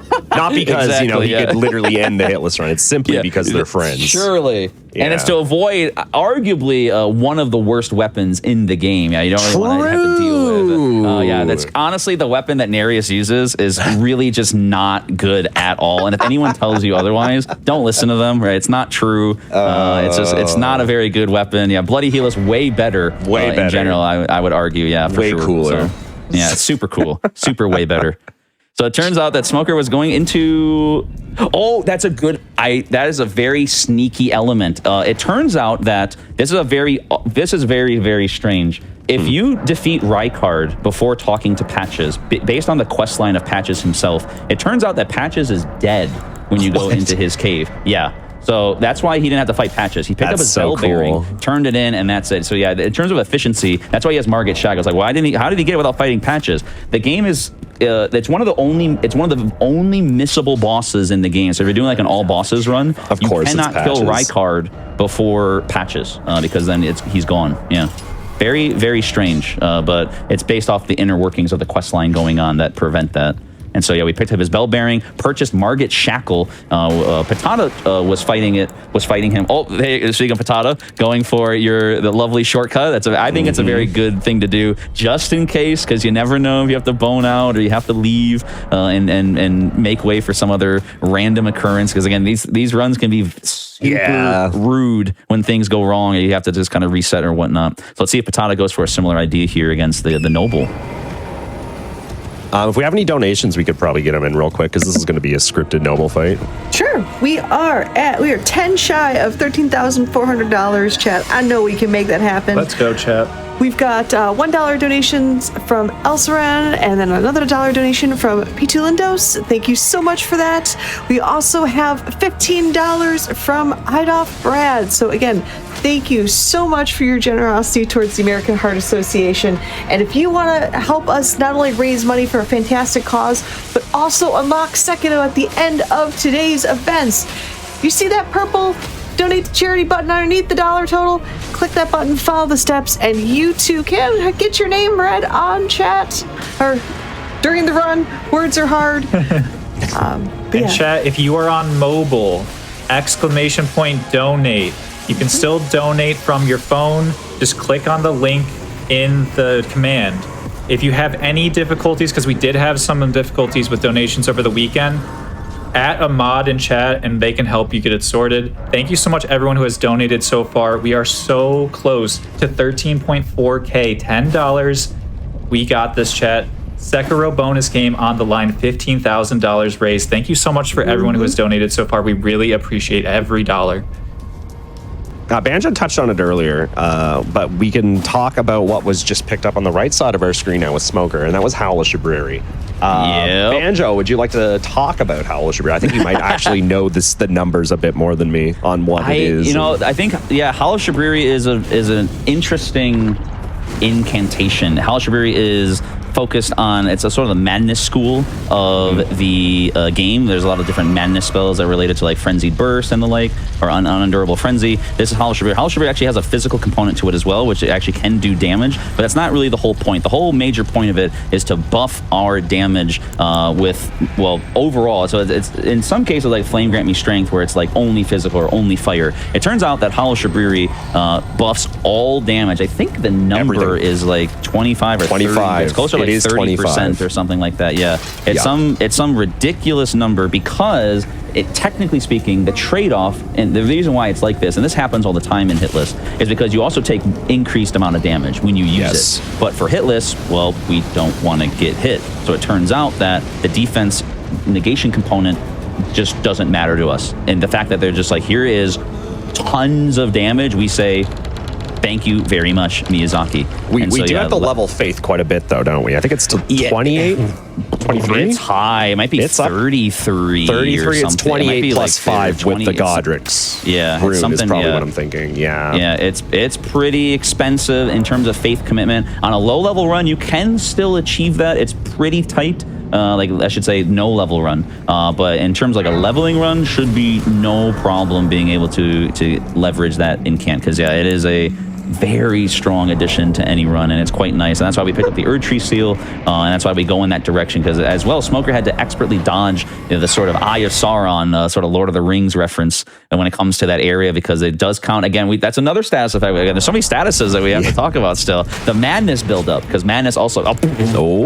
Sorry, as I was, bye Golem, see you later. Yeah. So in contrast here, because Smoker's coming in, this is a sort of an element of how these runs work. Smoker beefed himself up. He got really strong coming into this dungeon and was able to just essentially, one-shot the boss, which is quite nice, not having to worry about the actual encounter or anything going necessarily wrong. Patata picking up the Rajer Rapier, which is, of course, being utilized for the phalanxes. These actually got nerfed in the run-up to the DLC. They used to be quite strong. It used to be 10 poise damage per glint blade. So I think he's going to be using it anyway still. I think it got reduced down to... I think it's 6 per blade. I could be mistaken about the actual number. Or it might be 5. No, it might be 5 per blade, actually. I think it's 5. Dealing a total like 20 poise now. Still respectable, but a lot of those kinds of things happened early on, or semi-early on, right? the Falling Star Beastjaw. Moonveil got nerfed a little bit in that regard, or the very classic playing with the red mains. Lots of long range poise buildup was sort of reduced, and now this phalanx was also reduced in tandem too. We're going to see a really quick kill here on the right. We're going to be killing the... simultaneously, actually. It's the same fight on the both screens. Demi-human Queen Gillica. Yeah. The only reason that we are fighting this boss is because they are guarding a really strong talisman, and that talisman is the ritual sword talisman, right? Is that the name of it? Ritual sword? Yeah. You got it absolutely correct. And that is 10% more damage when our HP is full. And since we are hitless, there's a pretty good chance our HP is going to be full most of the time. Really good more talisman. Damage. Yeah, very good talisman. Not out of the way at all. Very, very, very good casually. I'd recommend it to you guys in chat. Yeah, it's nice because it's one of those, this all gets routed, or this all gets discovered. Again, now at this point in time, it's pretty wild to think about that this game is now over 2 years old, approaching like 2.5 years old. But it's that the fact that early on we may not know all this stuff, but as routes come together, we learn that, we can throw a sleep pod at this boss and then, do this kind of thing to take them down easy, right? Because sometimes, again, it seems like you might not be able to leverage or find certain tools or utility pieces. But yeah, that boss, we can kind of just walk in, throw a sleep pod, and then it's over, and pick up a really nice talisman for the rest of the run. I think he's going to be. I think we're going to be seeing. Oh no, it's about the same amount of damage. About the same. Did the sleep pot fail? Sleep pot failed. Ooh, okay, so he's going to bone out. He's going to deal. Okay, he's going to bone out, and you want to explain as well, V-Sweat. You mentioned it, and you were because I think it's important. You talk about phase one. There's an element of phase one. Right. The reason why we kind of bone out. It's not because he couldn't recover. He could definitely recover. That's fine. There's just one attack in phase one that is like an earthquake attack. If you've played this game casually, you probably know what I'm talking about. The earthquake is dodgeable, but you have to be already sprinting in a direction preemptively before the attack animation even starts. So it's like pretty much quote unquote undodgeable. Like unless you're trying to only dodge it, but like it's just not. Who's gonna sleep? They looked a little... Okay, he got it. Nice, he did get it, Yeah, that earthquake is horrendous. Yes. I would argue, and I think you agree, it's one of the worst weapons. Stagger! Oh my goodness. That was so close. I'm trying to watch both. My eyes are going, oh my God, Smoker. He dodged. Oh my God! He dodged the light dagger from up close, so that he threw it at him at like point blank range. Oh man! Together.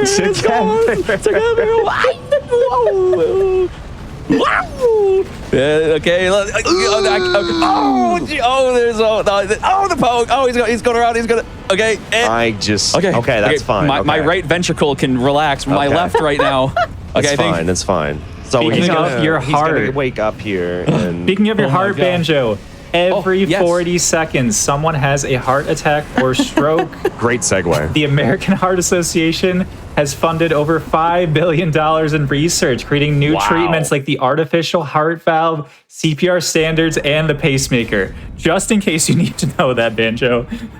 It may prove useful because we're not done. We're only so far into the run. There are if you know this game, there are some bosses that are going to be pretty awesome. I don't want to drum up too much hype, but there's a certain one later on. I'm a big fan of. We'll get to them later too.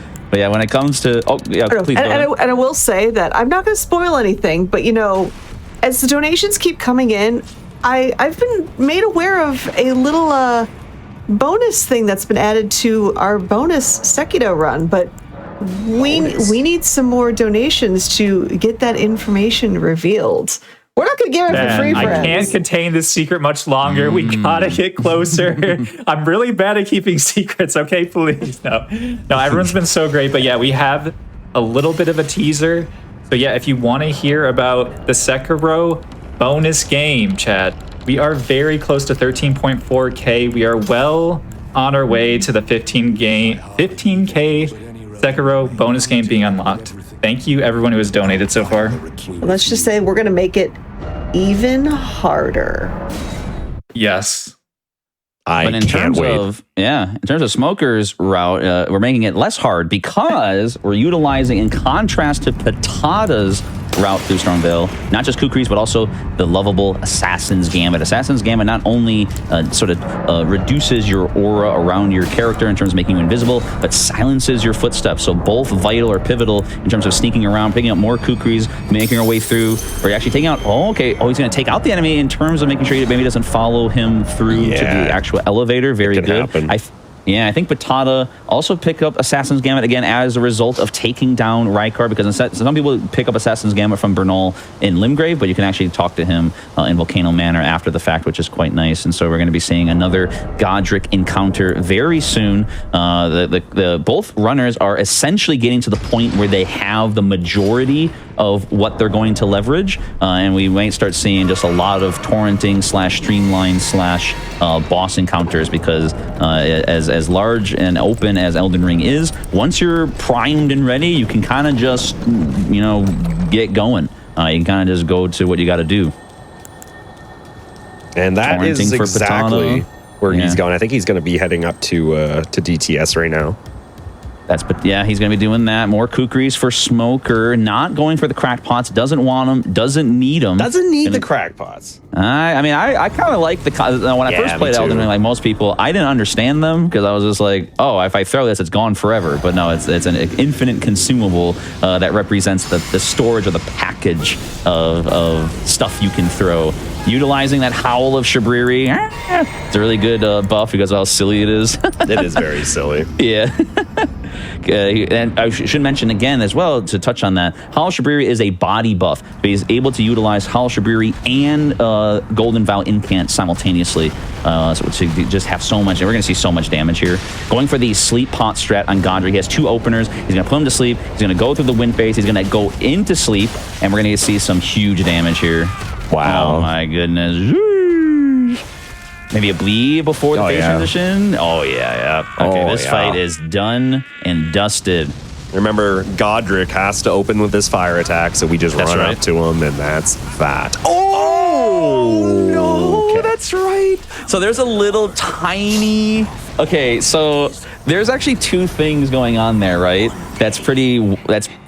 So one of them is the fire can bounce extremely rarely in cases in this arena on that attack. But that's not what happened there. I believe what happened was, as we talked about when it comes to jumping and raising your arms and maneuvering away with your hitboxes, it turns out that, if I'm not mistaken, because of the heavy thrusting sword, his arm probably went too far back relative to his position, and so it actually clipped into the hitbox there. That's just like count as a hit, but that's like weapon specific. Sure. So, and these games are brutal like that, and that's why, and that's what it comes down to, right? Is that as easy as these runners are making it seem, because they are making it look so smooth and so easy.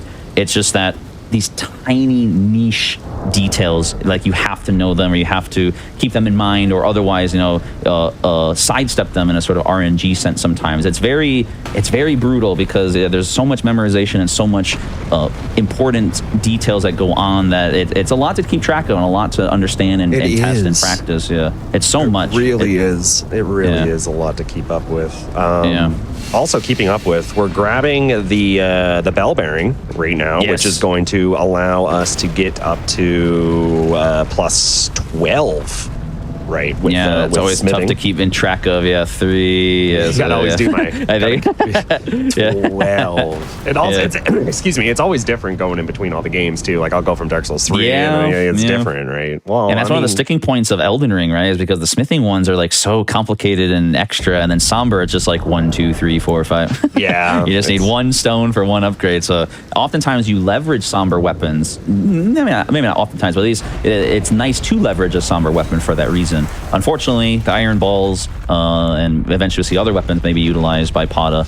That the idea is that sometimes these weapons are the smithing type. So unfortunately, it comes down to knowing the differences, picking up the upgrades you need, and then going with the route that you've chosen. Yeah, it's a lot. Again, it's all more. Taking a swipe at grandma. That's okay. So mean. There's no that is uncalled for. There's no need Christmas, for that. No, right? no, there's no justifying that. That was grandma got ran over by a torrent. Right? I don't know. There might be some kind of. Yeah, I mean, I know it's. I'm more of a Christmas guy than a Halloween guy, but you know. You ruined the sanctity of Halloween by mentioning Christmas. How dare? I don't mean to but Christmas is like it's. Do you play the most wonderful? No. We are Christmas Halloween enjoyers. Chat. Who enjoyed Metroid Dread yesterday? And also all the Resident Evil games on Friday. Can we get some hype for Friday and Saturday's horror games? Those were amazing, chat. Real talk. He has a timer for when Mariah Carey's released. No, are you kidding me? Banjo? Banjo, we need to talk. Yes, I was just setting up my Spotify with my Mariah Carey playlist. Oh, sorry, were you guys saying something? Oh, that's Oh, dude. Yeah, if I could, I would play Christmas music all day, every day. You know, when Christmas is over, like the day after, I'm ready for next Christmas. I'm one of those dudes. I can't help it. It's such a wonderful. It's almost as wonderful as these runs going on right now. As we see, Smoker is heading towards. We kind of around here. When it comes to the runs here, Smoker's heading towards this fort to probably pick up, I believe, maybe the Star Scourge heirloom, the Radon-focused heirloom, a counterpart or a similarity to the Tears, for the Not Tears, as well as for the Two Fingers heirloom, as well as now Pata going for the kill on, I believe, DTS, the Draconic Tree Sentinel. And I have to make an assumption that we're going to see the exact same thing here. Or we're going for a scripted kill, I think. Yeah. Oh, wait. This is new to me. I've never seen this. This is new. There are ways to do this. I think he accidentally aggroed him. Maybe he was. I'm fairly sure that was on accident. I think he was just going a little too quick. But that's okay. He had Assassin's Gambit on, buffing up. We're +9. I see. This is going to go very quickly. Yeah, you're going to see. This is sort of an older meta, right? Yes. Serpent Hunter's still very good, but again, Iron Balls is the typical. We got the good turnaround. Okay, sidestep is not too bad, but lots of damage. Great stagger. No phase transition. Kicking him away. It's actually really important in terms of that stagger that he does. Very well done. Nice GG. Well, when it comes to that mini movement backwards, when you actually hit DTS, it has a hitbox. So you have to be careful upon which direction you push him, because we should also touch on that too, that in these games, the typical rule is often no damage, no stagger is no hit. So if he were to be staggered at any point, either by even if it doesn't deal damage, seeing your character kind of do a little wobble of sorts ends up being the case that it would count as a hit. But expertly done and moving. I see that. I see you. See that's how Elden Ring. Oh, we don't get to see the narration at the start. I would have loved to have heard, our favorite narrator. Oh, Gideon Ofnir, But maybe next run. It seems like he's heading into the Lendal capital, and there's just a little bit of a running section. So maybe donations. Sure thing. We have got quite a few coming in from the American Heart Association. $2 from Phoebe Perry Queen. Love the name. We've got $5 from Ion Taster and another $5 from OG Happy Dude. Right now we are sitting at $13,420. Dead even. The first time it's been 0 cents in the cents column in a while. So GG's on that first and foremost. Team Order winning over Team Chaos, but we do want to keep those donations coming. ! Donate in chat. Hit the purple button, and we're gonna keep on raising money for a great cause and unlocking that Sekiro run. I want to see it, friends. I'm not kidding. I want to see Sekiro. Do we have Sekiro enjoyers in chat? Show your face. Let's rally some support for Sekiro. We love Sekiro, chat. We love Sekiro. Clang all the clangs. Let's do this. We want some clings and clangs, chat. Yeah. Let's do this. I'm actually, I never saw that setup to get down Lendal like that. Was that a backstep? Yeah, there's a few ways to set up that Lendel drop that's quite nice there, and Pata did again very expertly utilizing the bow for the angle that is required. It's a really neat way to sort of bypass the majority of Lendo, that little mini running section you have to do. But it's nice that he went for a little bit more speed. And we're going to be seeing another boss encounter as well, Radon. We're going to be approaching this fight in a very interesting way. We're not actually going to go towards him. Sorry, we're done. Wait, what? Where'd he go?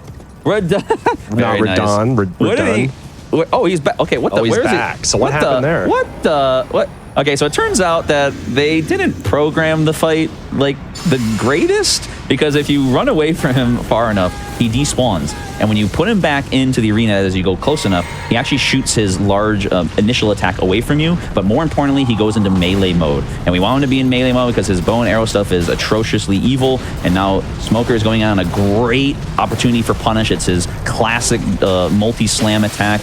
Dunking on Leonard, dunking on Radon. Radon's trying to dunk on him. It's not going to work. The damage, the bleed, baiting out the phase transition, rolling through the AoE, going back behind, avoiding the slam, still poking him in the butt, and goodbye. Let's go. Nice. Really good. The bleed was clutch at the end. Yes, very nice. Last hit. Radon's phase 2 isn't one of the hardest in the world, but it is, again, if we talk about this a lot. If you don't have to fight the bosses, just don't fight them. Why do so? If we can avoid phase 2, just avoid phase 2. And thankfully, the way that his phase transition works, it leaves him open to a huge amount of opportunity to just slappy slap until he is destroyed. And just to touch on what Banjo just said, that's kind of how a lot of these bosses in these games work. Is they have what I like to call certain damage thresholds, and whenever these thresholds are met by the player by causing enough damage, the AI is told to then perform a certain attack. That certain attack can be read by us and know that it's coming, and we can build strats around that. And that's why Radon went the way it did, is because the player knew that they were doing enough damage to cause that threshold to be hit, and then that attack came that they knew where it was coming preemptively, and then again you could just build whole strats around that. And that's how a lot of these games work, is finding those scripts and hitting those damage thresholds. Yeah, perfectly said. Yeah, and that one in particular is so long. Yes. So hello, Banjo? particular is so long. So Am I still here? Yes. Hello? Yes. Oh, okay. Oh. I don't know. It went quiet in the middle. I think maybe Banjo perhaps lost. Banjo, how is your heart feeling?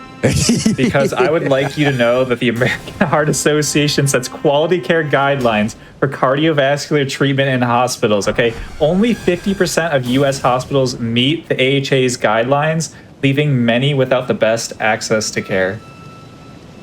And while Banjo gets figured out, we are seeing both players' paths starting to converge. They're both in Lendel together now. It looks like Pata is just a little further ahead, heading up the tree branch to Goldfree. But Smoker not too far behind at all. So these guys now are almost at the point where I would like to say setup is done. I mean, they've done some bosses, they've done some work, of course, but Correct. I feel like now their paths are starting to converge on the main story path, and you're going to see them coming into Goldfree here in a moment. Exactly. And usually the first hour of Elden Ring is always a meme, right? I mean, if you watch the Dude run last night, we skipped setup. We went right into the action. Smart too, for if sure. you are just tuning in, we are raising money for the American Heart Association. We are about to see a lot of bosses getting absolutely destroyed by these talented runners. So if you have some donation, some money to spare, even $1, we had some really, really hype $1 donation trains last night. We'd love to see it. Like I said, everything goes directly to the American Heart Association, 100% of the proceeds. We appreciate everything. And we are about to enter a boss fight on Patatasexy, which is on your left side for Team Hob. Let's check this out. Godfrey, And that was all there was to it. So basically with Godfrey, he's actually the real Godfrey fight that we'll see later in the run, is probably my favorite fight in Elden Ring personally. That with into Horaloo, I just think it's a fantastic fight personally. Oh, I love this boss. Yeah, it's such a good one, right? I love it. So a lot of the ways that we'll fight bosses is through what I like to call relative positioning. Your positioning relative to the boss will then cause the boss's AI to perform certain attacks, and that is exactly what Pata just did. Is he basically forced Godfrey to perform certain attacks based on his positioning. Correct. We got some GGs in chat for Patata. Yeah, that was really great. well done. That was super clean. Another cool strat here is he's going to sneak behind this. I can't remember it's like the assassin, I think, and she's not even going to see. She's not even going to see him, and he's going to take the grace before heading up to probably one of the best fights in the game, Morgott. Morgott's awesome, really cool. Oh combos. my gosh! Can we talk about on the right side for for Team Dino, these lobsters? V-Sweat, can you explain this? Because these lobsters, they are crustaceans, right? I'm not anatomically incorrect. These are lobsters. I'm pretty. Well, they might be roach. Are they? No, these are. They got to be. I mean, lobsters, aren't they right? all part of the same family? Come on. Yeah, they are. They're lobsters. They got the claw. That's a lobster if I've ever seen one. That is for sure a lobster. I've been to Red Lobster a few times in my days. All right, Yeah, Chad. I'm from the East Coast of Canada. I know what a lobster is. Yeah, exactly. I lived in Boston. All right, I know what a lobster looks like. Chad. Exactly. Yeah, exactly. So one of the best fights coming up on the left here. It's going to be Morgott. Ooh, this is a great one, Chad. You were in for a treat. And I'm pretty sure at the start of the run, this was Pata's noted favorite boss. So let's see how he fights him. I'm expecting an up close fight, and up close Morgott fights are awesome. I love the cinematics too. It just really increases the tension of this relay race. I'm loving every second of it. Yeah, the cinematics are great in Elden Ring, which is really cool. Yeah, exactly. It looks like Smoker's just doing some setup, selling his runes, clearing out his inventory. Yeah, and the menuing is so impressive. That's one thing I really don't think is appreciated enough for these runners. If you've noticed this whole weekend, their menuing is so fast. And honestly, you don't think it costs that much time in the run, but especially for these longer runs, that menuing saves several minutes across the whole run. And like I said, it doesn't look like they make it look so easy, right? That's the whole thing. These hitless runners, you watch this run, you're like, oh, I could do that. You pick up your controller and just get absolutely destroyed, right? Every single time. That's a huge time save that I think, as a lot of people don't realize, is not warping to the wrong grace, or or going back too many times when you don't need to. Exactly. The minimizing your trips, minimizing your trips and load screens are just going to save so much time, and these guys are so good at it. Oh, for sure. All right, Godfrey coming up soon on the right, Morgott on your left. Let's see how this goes. And we're using the Serpent Hunter, correct? I think so, yes. But we've been using up to this point. No, we got Spike Balls now, Spike Balls. So we pivoted to Spike Balls, which were picked up right before Godfrey. Nice jump, really cool. Yeah, then we can see why this is his favorite fight. Nice strafe. Hey, that was amazing. Yes. And that's all what I mentioned before, relative positioning. He forced all of those follow-ups to happen. He was in total control because he's the one that made it happen. And we got the iron balls, right? And that's... Oh my goodness, that was so clean. Wow. And that's that was close. That happens like that every time. Very cool. GG. Can we get some GGs in chat for Patata? That was so well done. The absolutely no-look calculated. Jump, chat. The no-look jump. That was amazing. The so no-look cool. jump is really cool.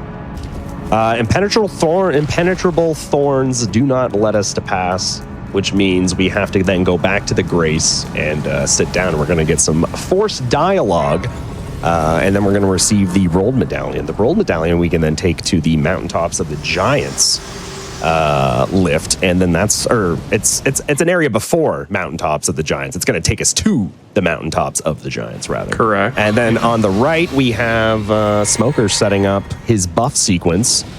And he's going to go in and fight. Spam in chat. I saw some Gideoning last night, which I really appreciated. That was fun. Can we get some buffing? Buffing. I just want to see some buffing in chat. Can we get some buffing going? That's the name of the game. Throws a dagger there at the very start, just to again make Goldfree's AI input read and start an attack sequence, an attack that he wants. And is again, that also for stagger or no? It's just the AI. It does build up stagger. A lot of the time, people will utilize dagger throws to keep stagger or maintain it, not to necessarily build it. But if you hit him with a dagger, the poise meter that isn't on screen will reset and give you another like full amount of time. GG, and then they also get the talisman pouch, correct? So yes, that also gives an additional, not a ring slot, but what is it in this game? Talismans, another talisman. Slot, yes, correct, yeah. And you can see he just equipped his 4th talisman. All damage talismans, by the way, which obviously for Hitless run makes sense. You want as much damage as possible. We got that rolled medallion, and you can see now we're making our way to the elevator that's going to take us into the next area of the game. Meanwhile, I'm interested personally to see this fight from Smoker with this weapon. Yeah, me too. This is the Bloody Helis, correct? It is, and it's going to do a lot of damage, but I don't think it's going to be as clean as Pata's was. Maybe I'm wrong. We'll see, but I'm interested. I do see. I think I just saw the shackle equipped on his hotbar. I do see the shackle, so I'm expecting that. We're shackling, chat. Oh, for sure.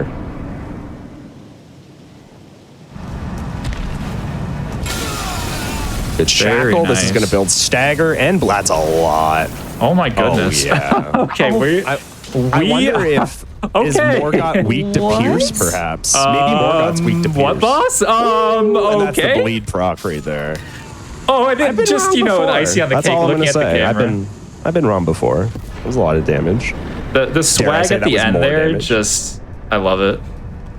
The confidence, right? Yeah, it's like, I've done this 100 times, I know. Okay, we're getting some upgrade material on the left from this this bug or whatever. Yeah, that's a somber. I don't even think he needs it. Yeah, he's not even gonna grab it. That bug actually, if you kill it, it'll turn into a giant bug and attack you. Oh my gosh. Okay, so that's just a meme then.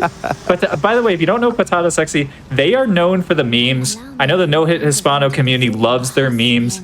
If we want to, anyone post your favorite No Hispano meme in chat, because I love that community so much. They are probably the best memesters in the Team Hitless community by far.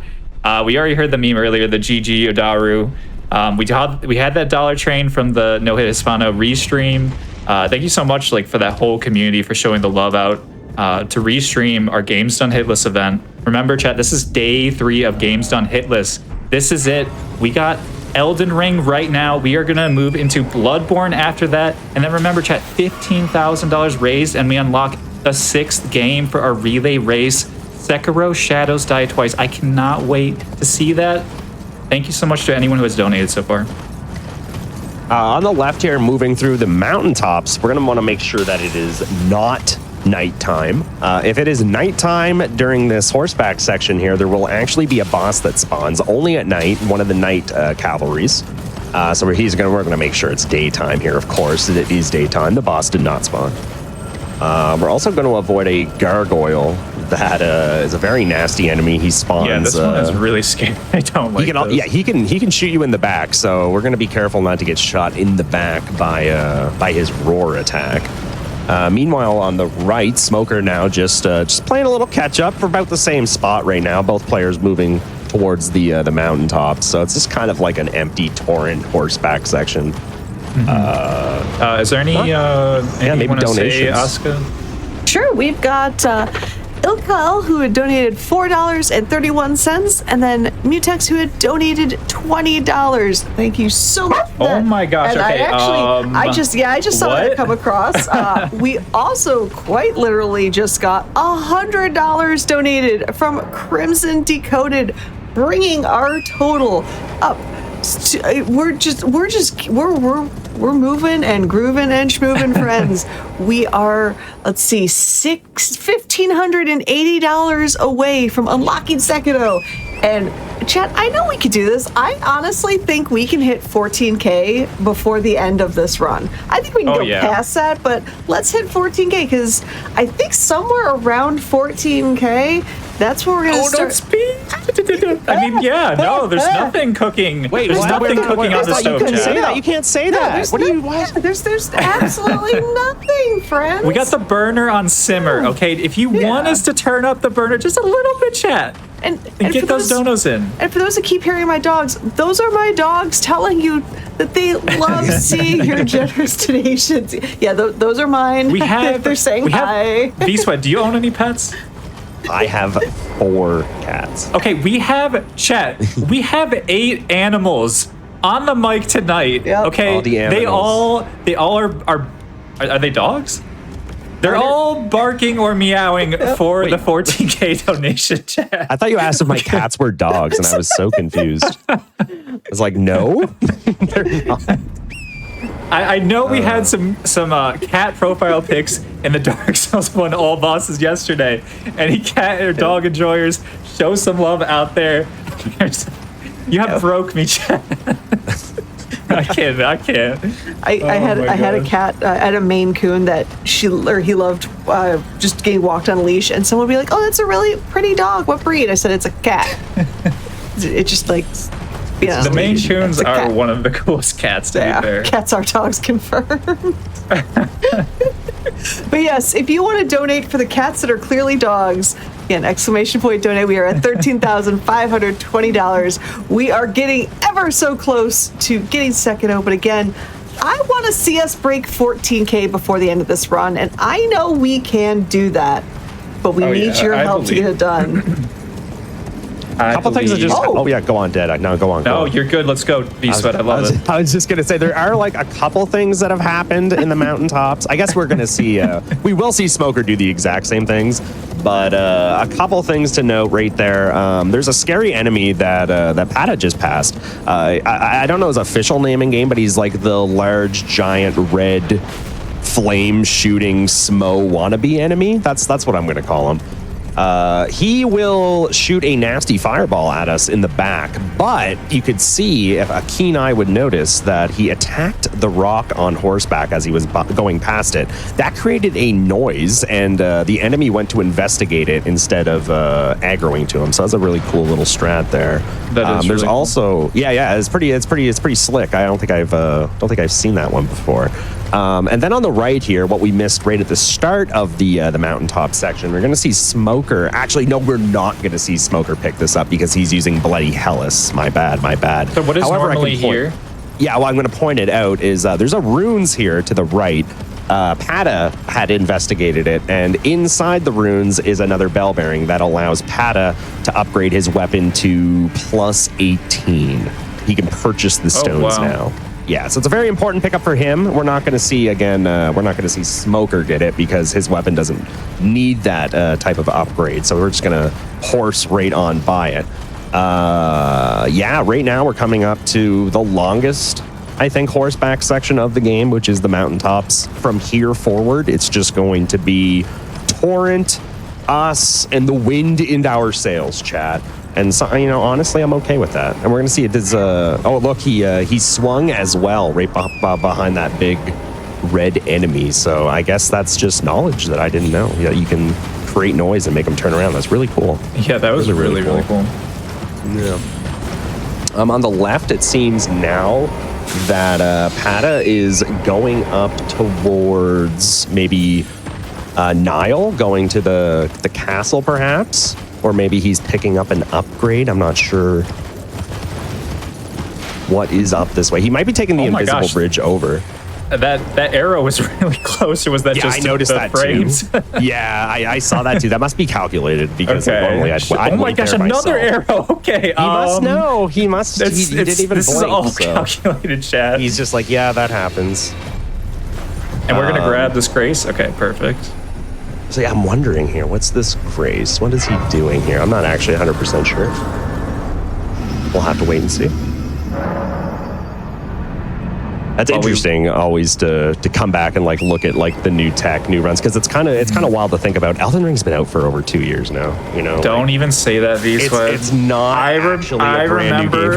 When Sekiro launched, just came out. Yeah. Oh my gosh. It's actually kind of wild to think. We get some about, old in chat. Old boomer. We get some emotes. old spam in chat. Get him in. But So remember, we're taking the chat. invisible bridge. This is the invisible bridge. So he's going to do a parkour jump to save a little time. So this is just the fastest route through mountaintops. Okay, got it. And be aware, chat, if you're looking at your left screen and you're wondering, why is this runner defying the laws of gravity? It's an illusory bridge, correct? Yes, it is always there. You don't have to activate it. This is a glitchless run. If it was that is clear. that is in the game, right there. But yeah, that's gonna skip the giant ice lake with the dragon. So he just goes around that, which is nice. The dragon's very mean. My curiosity is when you were playing this, how long did it take for you to find that bridge? I never found it on my first playthrough. Yeah, no shot. I think I just happened to need another item, and they're like, yeah, you need to cross this bridge. I'm like, wait, where's the bridge? Like, I literally was looking That's the for first a time chat. I found it was, and I was like, during. this is like some extra life. Oh yeah, there's a bridge, and then it was actually There's an actually a invisible bridge. bridge. That's literally me. That's exactly to a T, because I needed the spell up top for sorcery hitless. Exactly. He's what you read my mind. Exactly. Any sorcery enjoyers in chat, I love the sorcery only no hit run. Yeah, it's a good time. Any wizards in chat? I know there's a lot of wizards and Wizard Wars enjoyers. Not to plug, but I'm going to plug right now. But yeah, no, I like I said, the spells in this game are so much fun. Cool skip coming up here on the right with Smoker. This is called Nile Castle I Soul don't know if Skip. I've seen this. Yeah, so there's a tree. The tip of the tree has collision, so he is going to line up Torrent, do a double jump, land, spam jump again, and we're going to land in a very particular way so that we hop off here. Then from here, we can actually jump off this ledge, and this is going to set up Red Tearstone for him too, I think. And we are about to, it's Neil. Yeah, Nile, I think. Nile? I'm not sure Nile. the exact pronunciation. This will be interesting. This boss spawns 2 NPC ghosts to help him at the start.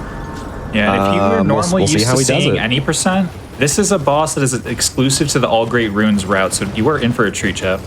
Correct. And it's one of the better bosses in the game, in my opinion, minus the 2 ads. Even though this boss has ads, this boss is really cool. Okay, so that's a lot of damage. 2 shot. What ad? Yeah. First ad is down. We're going to wait for this, and there's the attack. We're going to backstab this, I'd imagine. my gosh. Oh, no, just the weapon art because it has iframes on the backstab. He hits him with the Dynast Finesse. That's pretty cool. Okay. Kukri missed there. That's no big deal. Oh, and a sleep pot. What does this do? I'm sure just a stagger. I've never tried sleep on this guy myself. Cool. Oh, that finesse. weapon art is so cool. Yeah, the finesse is off. That's going to be a stagger into a bleed, into a back riposte. I wonder what the importance of the back riposte is. Maybe to get I was distance actually across wondering the map. that myself. I saw that, I think on Friday during the DLC run. Yeah, this finesse is so cool. Oh my gosh. What? Big bleed, big stagger. G. And I'm just noticing how many bosses are weak let's to go. Pierce is doing work on this run. GG Smoker Spectre. That was so cool. Absolutely flawless. As clean as it gets.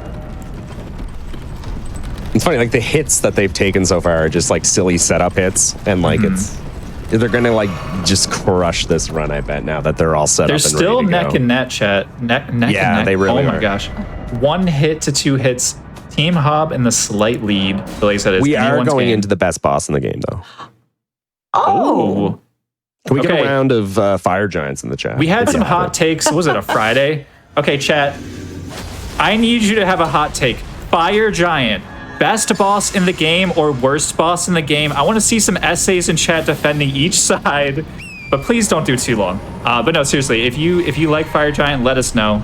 We want to see who enjoys. No one likes fire giant. Who hates. I personally hate this boss. I actually had to do the cheese that was like patched like day 2 or something. Yeah, But I managed to yeah. get it done in like the first 48 hours.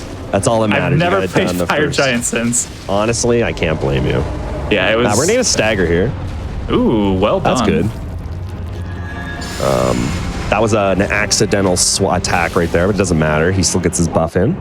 Perfect time. And sleep pots. Another accidental attack. That's fine. Gets his buff. Oh, yeah, the sleep pots here for a stagger. And I'm assuming we're going to do some headshots here. No. His head is not. We're going to do some hand shots. And we're going to get a stagger on the 4th. There it is. Nice. Uh-oh. Is this okay? That's fine. Oh, yeah. Ooh, the damage doesn't matter. I'm sure he's used to doing a headshot to finish, but the damage buffs were plenty enough there. Peachy patata. Nice. Well done. Even just on that charged R2, like all the buffs that are happening right now are his 2 buffs that he has on, all the talisman buffs, the physic buff, there's just so many buffs being applied over each other, and they're all just adding so much damage. It's outrageous. Yeah, for sure. And then on the other half of our screen here, completely different area of the game. We got Smoker heading towards a certain area, a certain boss, chat, that we all know and love. Maybe he's just setting up some map right now because there is still a little stuff to do. You know, I see a lot of fog. Is there anyone who's excited for Silent Hill 2 Remake? I am very excited for that game on Tuesday. I have nothing to do with the relay race, but I figured, hey, if we're in a foggy environment, why not? No, it wouldn't be a FromSoft game without your can't see a thing area. You know, that is true. Like the Dark Souls 2 Shaded Woods. Dark Souls 2 Shaded Woods, Dark Souls 2 DLC. Is it just Dark Souls 2 that does this, maybe, now that I'm thinking about it? Maybe it's just a Dark Souls 2 thing. I just figured this was Smoke for Fire Giant Part 2, since it's everyone's there you favorite go. Yes, that makes so much sense. We are going to commit a cardinal sin and take Millennia's hand. We're going to burn the tree, chat. We are going to burn the tree. Tree's gone. No more trees. And we are going to get teleported to Farum Azula, where there is a couple bosses that we're going to have to take out. One boss not so great. Another boss, a really, really good one. And then on the right, we're heading into, what's the name of this town? Liturgical town? Is that Saint? I can never remember the name of this town. Let me see. It's going to pop up here, isn't it? Yeah. Ordina liturgical. Yeah, it's a word right there. Yeah. I can never remember it. But what he's going to have to do, he's going to have to enter this town, and he's going to have to light the torches or get rid of the torches. I think it's light the torches. Yeah, I think you're correct. But I don't think he is gonna. He's just getting the map progress for now, and he's gonna go over and I'm assuming head towards the mausoleum where Moog lives, because there is a teleporter over here. However, he is going to get invaded, and I'm sure he's going to have to make distance and run to make the invader disappear. But we'll see. Now, is there any way to get rid of that invader other than like the cheese and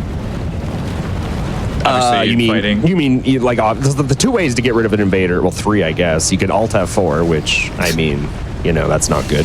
Yeah. You could kill the invader, or you can do what a lot of people do, what I used to do, and you can literally just run away a certain amount of distance, and the invader goes home. Oh wow, that's great.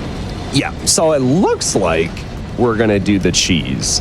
Maybe there's a new development. Maybe, like, and this goes back to what Banjo was saying earlier, is that the community of these games does work. Oh, you can go right there. Okay, so that's cool. Okay, so like he did exactly what I had mentioned. He traveled far enough from the spawn of the invader to where the invader went home. I usually run backwards towards the Grace, but he found a cool little spot that's right next to the teleport. So that's like infinitely faster than what I would do. So that's really cool. Really nice find. So this teleporter actually skips all the way to the underground part of the map where Moog lives. And we got a little bit of a horse section up to that into Mogwin Palace here. Now, this is also where you would access the DLC, correct? Correct, yes. You can access the DLC from, well, you have to access the DLC from Moog's Arena. The requirement for the DLC is having Radon killed as well as Moog. Very cool. I'm not sure if he's just setting up again like he did for Liturgical Town, if he's just grabbing graces and like runes and upgrades. As you can see there's a big Heroes Rune 4, lots of free money. Like I'm not sure what the plan of action is for the rest of the bosses, but I mean at this point a lot of the bosses are accessible. Yeah, just to clarify, Moog is a great rune, correct? So we will be killing Moog in this run? Yeah. Or no? Yeah. Okay. And to clarify, again, I know like maybe just hearing the term all great runes might be a little confusing. It's basically any boss that you can take their rune and put it in one of those towers. Okay. That's basically what that category is. Because then there's all remembrances, which adds a few more bosses. In my opinion, not the best category because the bosses they add take so long to unlock. So a lot of runners tend to do all great runes because it's just a little less running around, a little less empty running.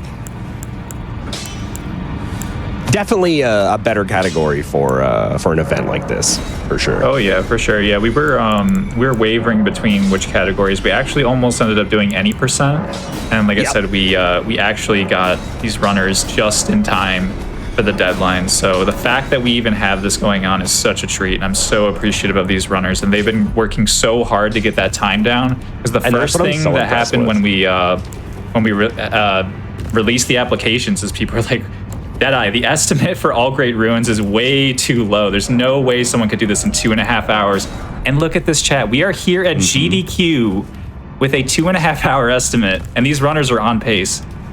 You know, get some claps for that. One's using the bloody Hallis as well. I'm just saying. Yeah, exactly. Like it's non-meta too. It's not just, you know, the meta weapons. It's, you know, this is so cool. A treat for sure. Yeah. And that's another thing is like I touched on it a little bit earlier. It's really cool to see the community come up with all these, like, it's very tiny stuff for sure. Like it's stuff that's like the idea was there, but they're just like redefining that original idea and turning it into something more optimal. Like it's just really cool to see all these little tiny changes that are just so much better than the original idea. Yeah, and even if you like wait 6 months to like learn a route, like you said, there's so much that's discovered in that much time.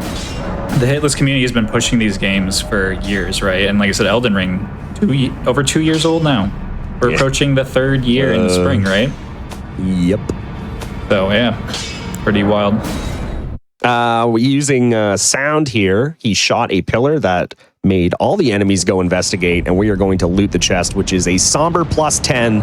Which means the Bloody Hellas now will be at a full maximum upgrade. Somber weapons again only go to +10.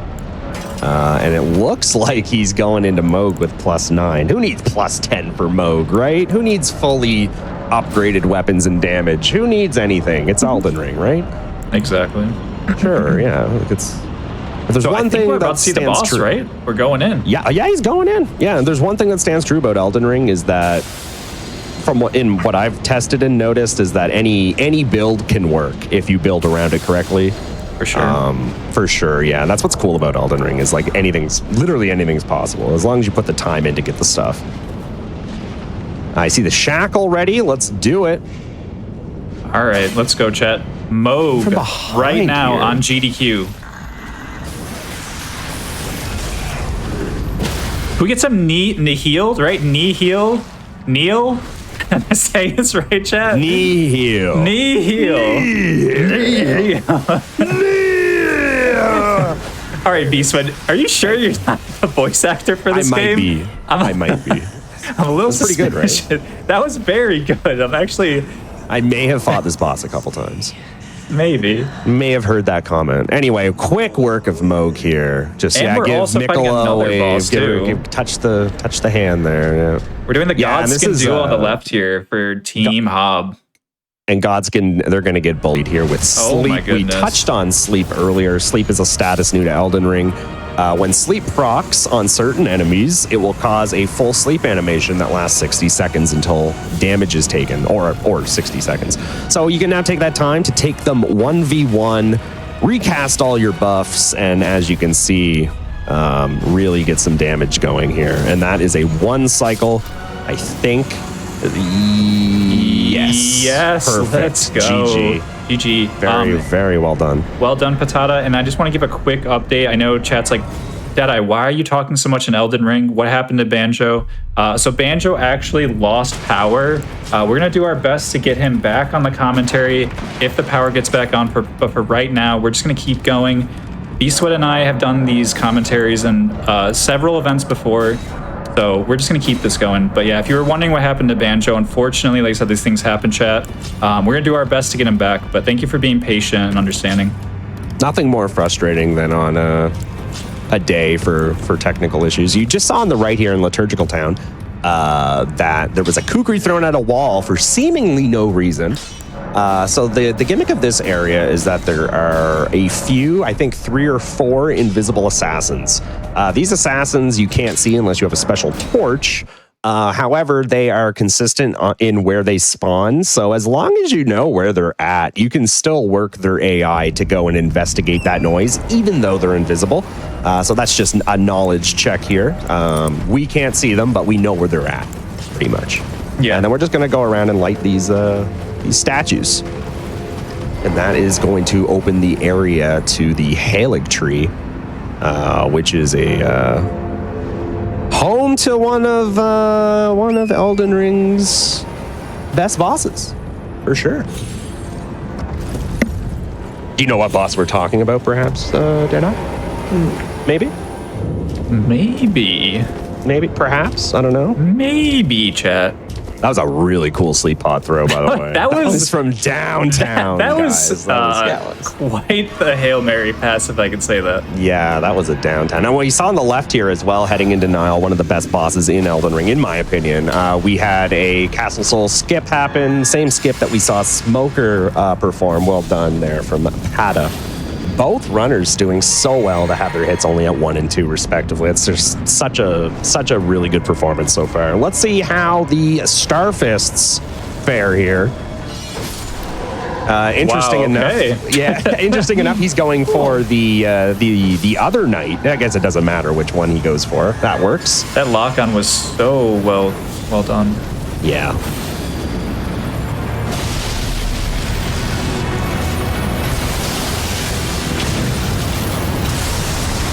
He's just such a good boss. Nice strength. Oh, the no roll. Let's go. Gotta love it. For the fans. A little jump there. Remember, jumping cuts off the bottom of your hitbox. Very nice. That's going to be a stagger into a bleed proc. Into the riposte. It doesn't even need the riposte. Don't even need it, chat. Let's go. GG, Patata. Unreal. We got places to be. Ripostes are slow. And that's just like the little things again that I can go back and touch on. It's like, yeah, you could have taken the riposte and felt good about yourself. It's like, no, we got to go. Like, this is like the time of taking the riposte is too long for these runners. They have to optimize everything and just be so fast and optimal. It's really cool.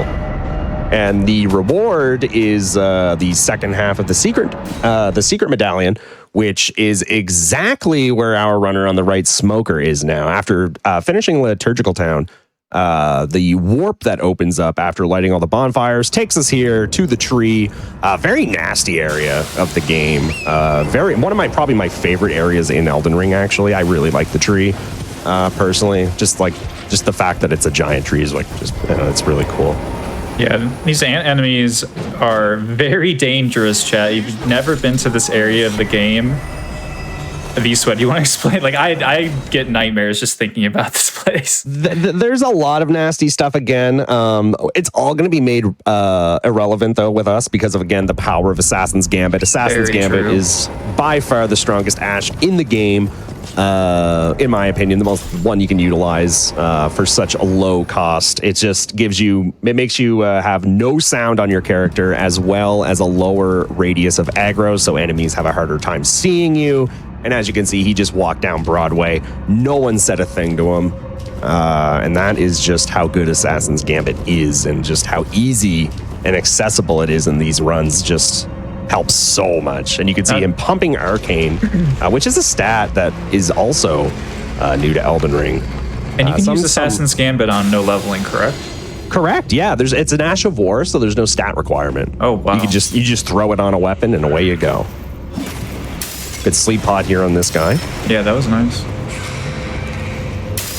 I don't think I touched on it a bit earlier. A lot of the time, these players will make it nighttime while doing these running sections because enemies have a harder time actually seeing you at night. Oh, what's happening here? This is a new line for me. I'm not sure what this... making some sound. I like it. So those ants are now investigating. So their AI is busy. And we're gonna... Okay, no need. Oh, this is just a big shortcut. This is just, again, like the power of we need to go fast. Those kukris are so fast, too, like the lineup. Yeah, kukris are, again, one of Elden Ring's probably, like, most you can just, like, do so much with them. They're so good in combat. They scale so well with the strength stat. They can actually do a lot of damage. They do bleed buildup. They cause sound. They're infinitely you can purchase. You can purchase as many as you want. They're just so good, so... And now we're just going to do a little parkour, and he is getting through the first section of the tree pretty cleanly here. And then again on the left, not much to say, just the invisible snow abyss that we have to traverse to get to Liturgical Town. But these players know these lines like the back of their hand. They don't even need to see. They know where they're going. Quick shortcut there. And then I think he is going to be heading straight into Loretta. There is a rumor in chat that there is a official restream donation incoming. Did I catch that official? Right? What? That's an official rumor. Pause share? My rumors are traditionally pretty accurate, chat, so I'm actually very excited for this one. I was going to cut in pretty soon, but I can wait. So what happened here on the right? You might be wondering, what's Loretta doing? So what happened is we casted Assassin Gambit before entering the room. That lowers our aggro radius for everything, even bosses. So Loretta actually didn't aggro immediately to us, and before she aggroed to us, we shot a bow shot from across the arena at that tree, and she went to investigate it. Now we're going to take advantage of sleep pots. Remember, when that sleep animation happens, 10% more damage as well as more stagger buildup. So now we get a stagger into a bleed, and oh, dude, it's just a mess. The follow-ups are so fast on the Bloody Helos. That's so much damage and stagger and just everything there. That was so cool. And that's just, again, the power of Assassin's Gambit. Like, it's just, you just cast that before going in, and that's, you just build a whole strat around it. Really cool. Quick work of Loretta, and we are heading further and further down the tree, closer and closer to those roots. I just want to remind chat, I see that we are close to 3,000 viewers. The support today has been unreal. We are on day 3 of Games Done Hitless. This is it, chat, the final day of the event. We are trying to unlock Sekiro, Shadows Die Twice, as our 6th relay race game. We are on game 4 right now, Elden Ring. Chat, any donation is appreciated. We are very, very close to that 14K donation milestone. Thank you so much to anyone who has donated. And Thank you, everyone. I was going to say we've got a $100 donation from X03 and a $13 donation from Curse Wind. All of you are super generous. Thank you so much. Again, we are $1,367 away from unlocking Sekiro. So exclamation point donate, purple button underneath the stream. $10 from Smelly Shirt 5. Thank you all so much. And I think you might have somebody want to introduce. Yes, indeed. Okay, chat.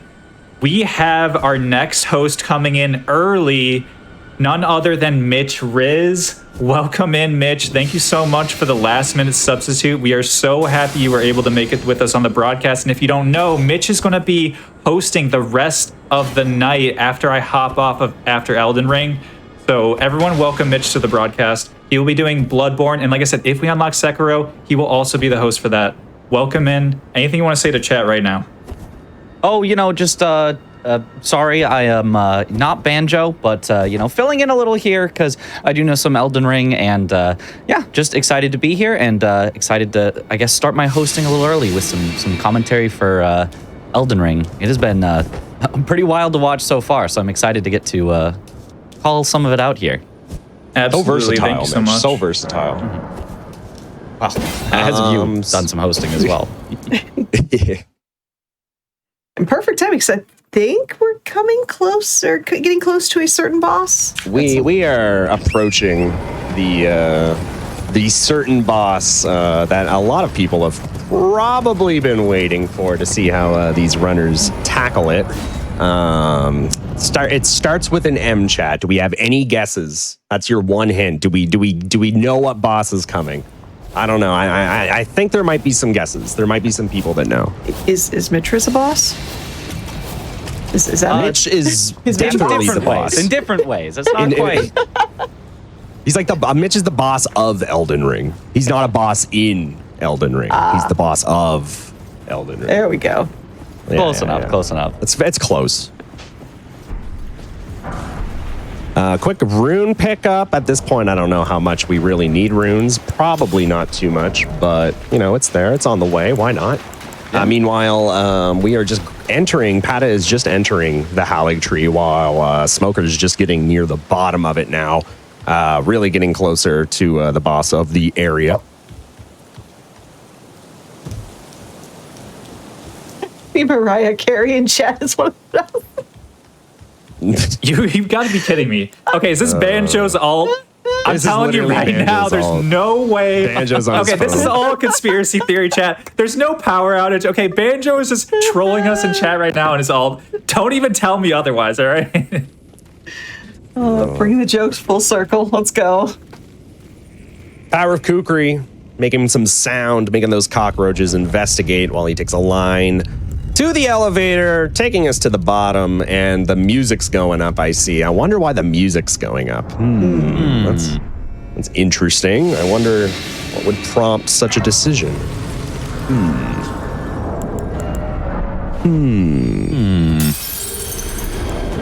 I'm actually really interested to see this fight. Mitch, if anyone would know this, I'm sure you might. Does Millennia have any weakness or strength to pierce damage? Ooh, I'm not entirely sure for Pierce. I could look it up, but it'd take me a little minute. I'm just curious. I was just curious. Not a big deal. I think the bleed's gonna do just fine here. So let's see what the opening strat is with this boss. I think he should be able to basically run around the opening attack because it's a guaranteed opener. So he should be able to just strafe around. It is a guaranteed opener.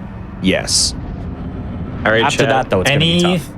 Any Let Me Solo Her fans, this is your moment, okay? This is your moment. I want to get some Let Me Solo Her in the chat right now. Let's go. We are on Games Done Quick. Games Done Hitless Day 3. This is the final day, chat. Get that Millennia Let Me Solo Her spam in the chat right now.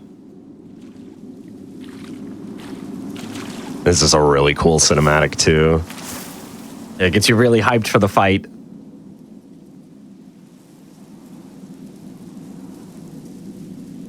It really does. As a speedrunner, this is hurting me watching cinematics, but for Hitless, we'll accept it. We'll let it slide. It's been actually it's been a little bit since I've actually got to watch all the cinematics. It's been nice seeing them on this run.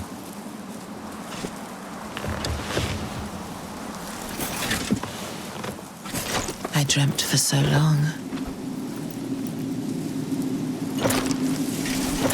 Meanwhile, Pata just quickly grabbing the Grace before his Loretta encounter, just in case something goes astray, just to not have to run that section again. But he's going to be heading up into that boss momentarily as well.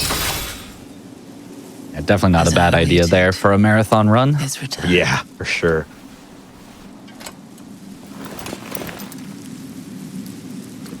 Looks like we might get simultaneous boss fights here, so I think so. We'll have to kind of keep an eye on both of them. Heed my words. I think Loretta might be a little quicker than most, but Blade of Mikola. Let's hope Loretta goes well. Let's hope Millennia goes well. And like Mitch had mentioned, there is going to be a scripted opener attack that that Smoker has probably built his whole strategy around. So let's see what he does.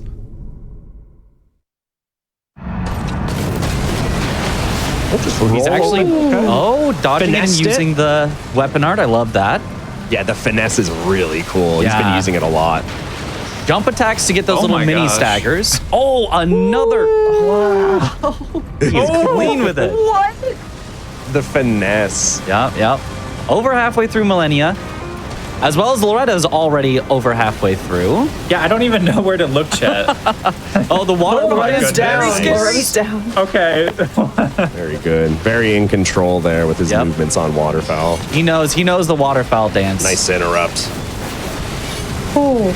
Oh, nice. That's tight. You love those charge attack punishes? Yes. Oh, taking the riposte is actually not going to phase transition her. He's going to need one more hit afterwards because she cannot phase transition on a riposte. So just running away. He's going to throw like a throwing dagger. Oh, smart little buff sequence here. Oh, buff sequence. I love that. Get set up even for phase intended. 2. Yeah, maybe even intended, honestly. Might be. Makes a lot of sense. Oh, he could... just going to do a... Okay, I guess I'm a either little way, if she scared of that jumps. jumping attack, but okay. I was a little like... I'm used to her dodging around me and hitting me and killing me as I go for the final hits. Right, me too. That worked though. We're there. Yeah. Buffs are on. And now my favorite cinematic of the game is the Phase 2 cinematic. I'm going to be quiet.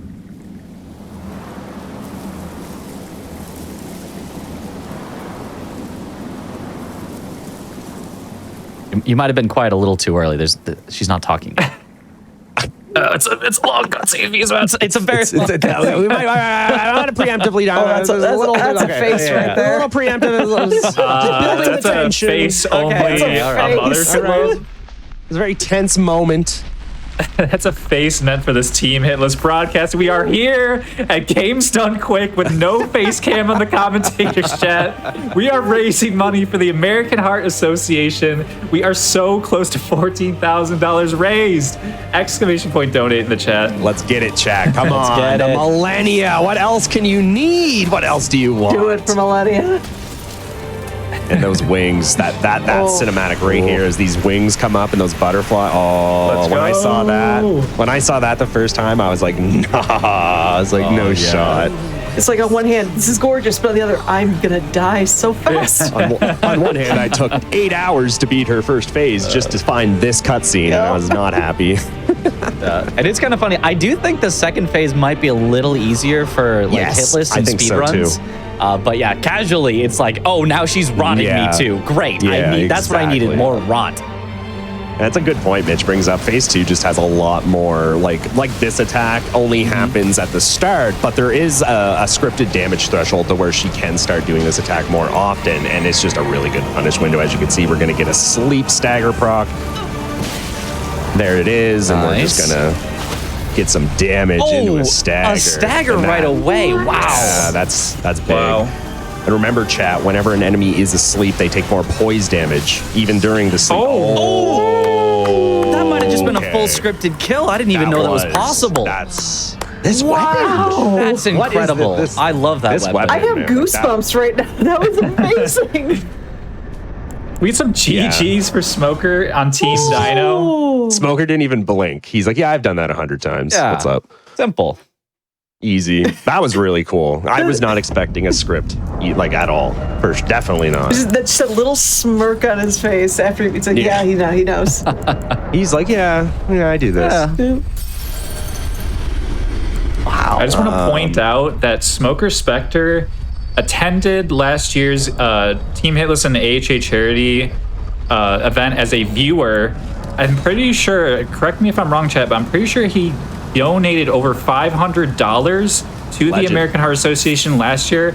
And now he is here on the show showing us how to do all great runes on Elden Ring. That is my favorite storyline of the event, possibly. Let's show some love to Smoker.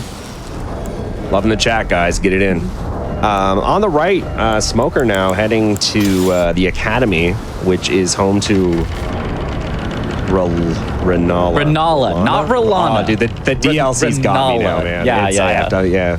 So the magic area here. It's a scary running section for Hitless. We have the beast torch as well as Assassin's Gambit, so we should be okay. There is a graveyard where there's some trolley skeletons, some trolley zombies that lunge at you, but we should be okay with Gambit. The torches for the dogs that are upcoming here. There are a couple dogs along this run, and again, if you have the beast torch, no dogs are going to be a problem. They're going to ignore you. Yeah, now why does he do Renala so late? I'm kind of surprised about this. I'm wondering that too. Because it should be a fairly easier or quicker kill, but I guess maybe it's just the number of runes it gives isn't worth doing early. I'm guessing Red Dog is the reason. Oh, that could be it, yeah. That is my guess. I don't know. And I'm going to take a stab here, chat, that he waited for this boss for this late not because of Rolana. Excuse me, but because of sorry, it's never going to be fixed. My brain is forever. Yeah. It's because the boss before is going to be Red Wolf. Red Wolf is a scary hitless boss because of the arena, very small arena, a lot of very sketchy combos.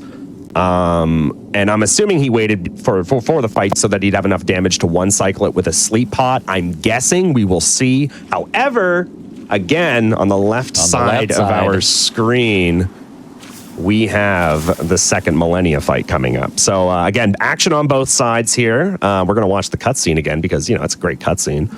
And Smoker, I'm assuming, I'm making the assumption, I don't know. I'm assuming he's going to gambit into the fight, throw a sleep pot or he's going to gambit into the fight so the dog doesn't see him. He's going to throw a kukri at the wall behind the dog and then maybe throw a sleep pot or maybe just a sleep pot. I'm guessing here. We'll see what happens, but that's my guess. For so long. Okay, yeah, I haven't seen this one hitless so much, so I'm excited to see if he's got it scripted or if he has to fight it. Was dull gold. Okay, there's the gambit. So the dog's not going to see him immediately upon going in here. And that's going to give him time to either distract it or throw a sleep pot and run up. This enemy doesn't full sleep, it's only a stagger. His return. Or no, I think it is a full sleep. I could be wrong about that. I think it might be a full sleep. Maybe it isn't. It might be just a stagger. Let's see. Here comes the sleep. We'll see. It is a stagger. Stagger. Oh, okay. Oh, okay. Well, that's why we wait until now. That's why we wait until now to just two-shot it. So when does the boss makes show sense. up? That was a lot of damage, actually. I wasn't expecting half. That's wild. That was a lot.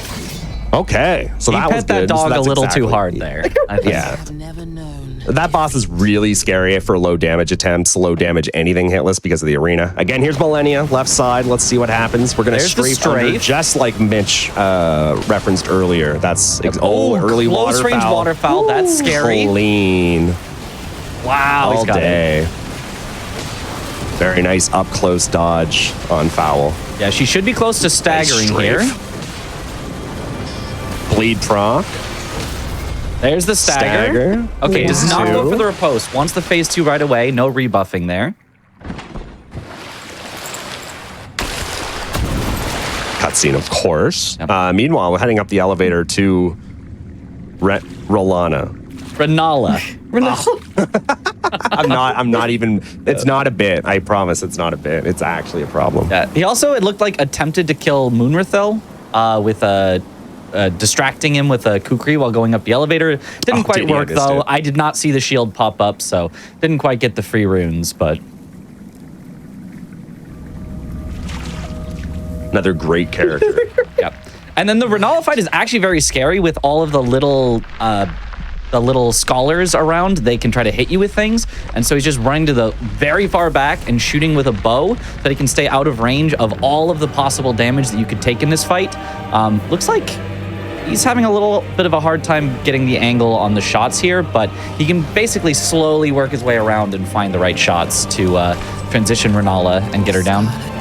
I'm fairly confident there's one spawn that if you get, it is not safe anymore, and you'll either have to homeward bone or rather grace out and do it again, or just take a chance, run up and get it. It's only, I think, one that can spawn poorly. I'm pretty sure. Yeah, it looks like he'll get her down here, and I think he'll probably be able to one phase. This is late enough. He should be able to fully kill in one. Yeah.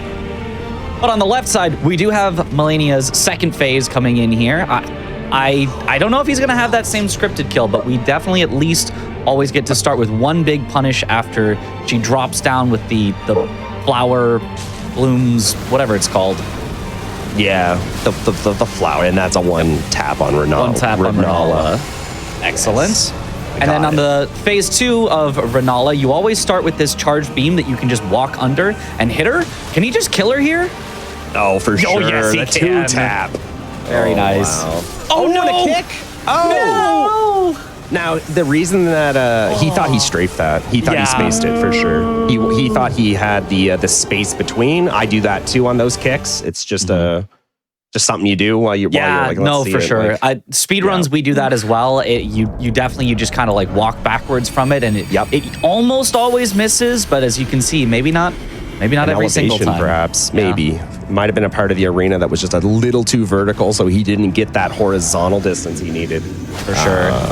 Very subtle hit, very like, oh, no way kind of hit. But they happen, that's why Hitless is Hitless, and it's not something you do every single time. Yeah, and when you go in there with almost no health, getting hit once can just lead to a very quick death, and you got to start over from the beginning. Speaking of starting over from the beginning, he has a different opener now, so he does not have his scripted opener that he's used to.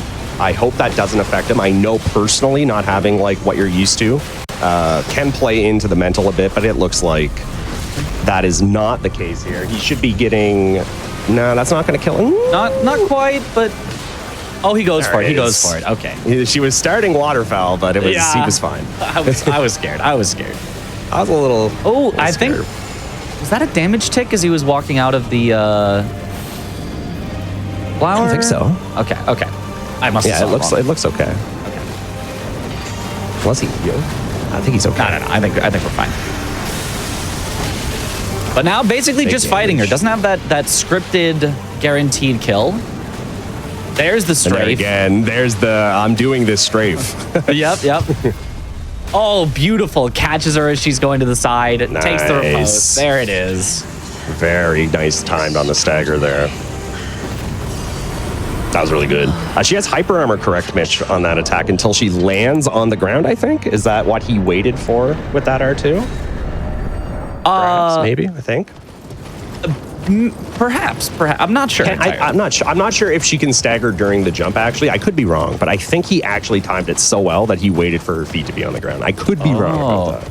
I think you might be right. She does have a lot of hyper armor on a lot of her attacks where she will ignore a stagger and then actually, like, in addition to ignoring the stagger, she'll actually start to regenerate her stagger instead. Yes, so exactly. You can get stuck in a loop where you're like, I've hit her 15 times. How has she not staggered yet? It's because each time that you get the stagger, it's during her hyper armor. And you missed it, exactly. Yep. And it looks like now it's funny that we still have Fire Giant happening now on the right. Still haven't gotten to Fire Giant. It's interesting, Millennia's done. Like I could never imagine as a casual player a world where you do Millennia before Fire Giant. But here we are. Also that giant hand squashing that bird always makes me laugh. I love that. Yeah, I chuckled at it as we were walking by. That's a funny looking thing. And where is Patata heading? I missed where he warped. To see where he loads in here.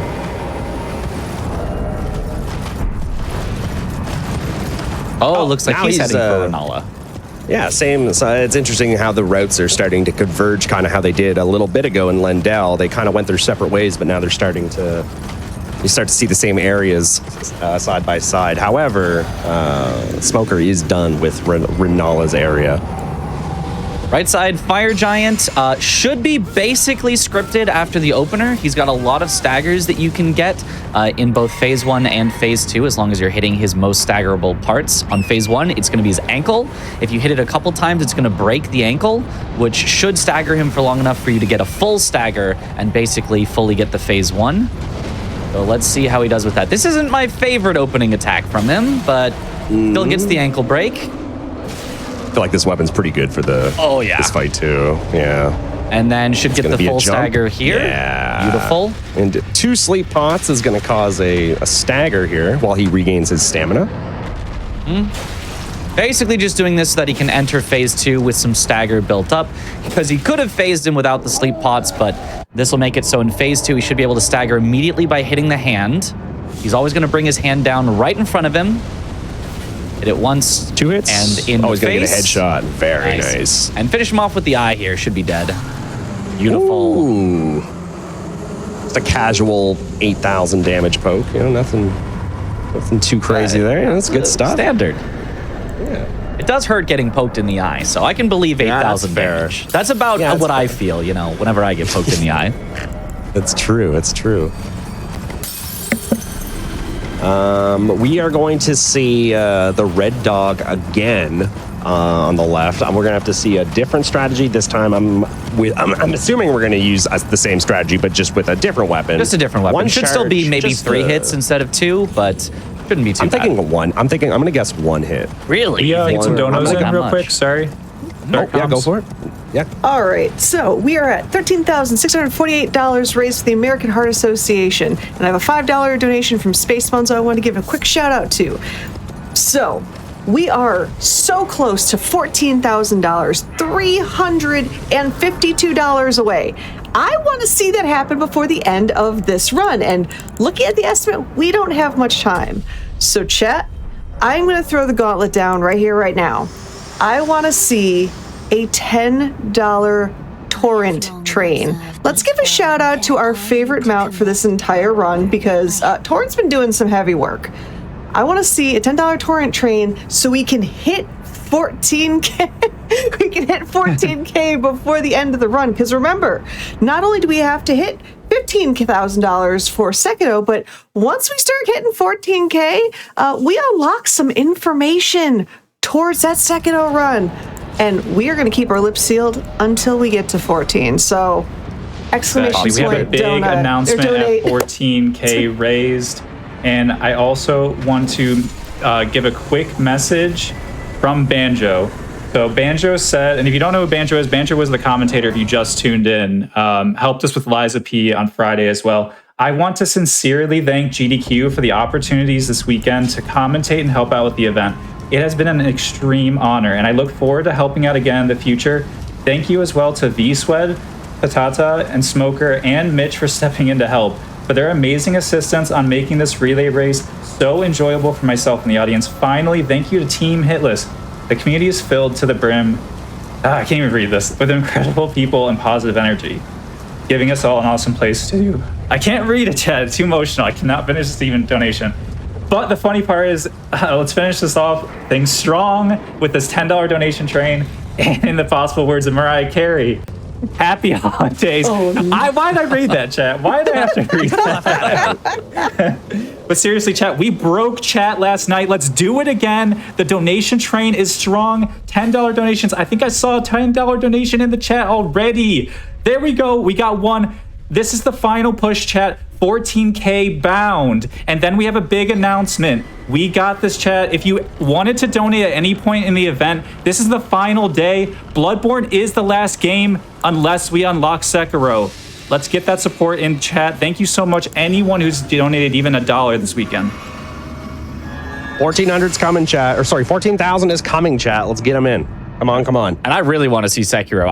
That is my favorite. That is my baby. It's I Mitch's need to game. see it. You guys got to do it for Mitch. He came and commentated early. Come on, guys. Meanwhile, Renala. I'm doing well. No, That's I'm Patata like just 2 in a is row. just going in. Like, does not Yeah, care about like- the bow strat. Just hit him as quick Doesn't care as about those possible. books. He's here for it. Big jump attack. Big jump Big in jump donations. attack. We just hit 14K, FYI. There you Let's go. There we go, chat. Light work, light work. Yeah, okay. Okay, yeah, I'm not, yeah, okay. Yeah, no, we're good, chat. Thanks. So Okay. we broke the donation. You broke me we as broke well. Deadeye. Morton, 1991, dropping a $400 donation for the $10 torrent train. Big. Yeah.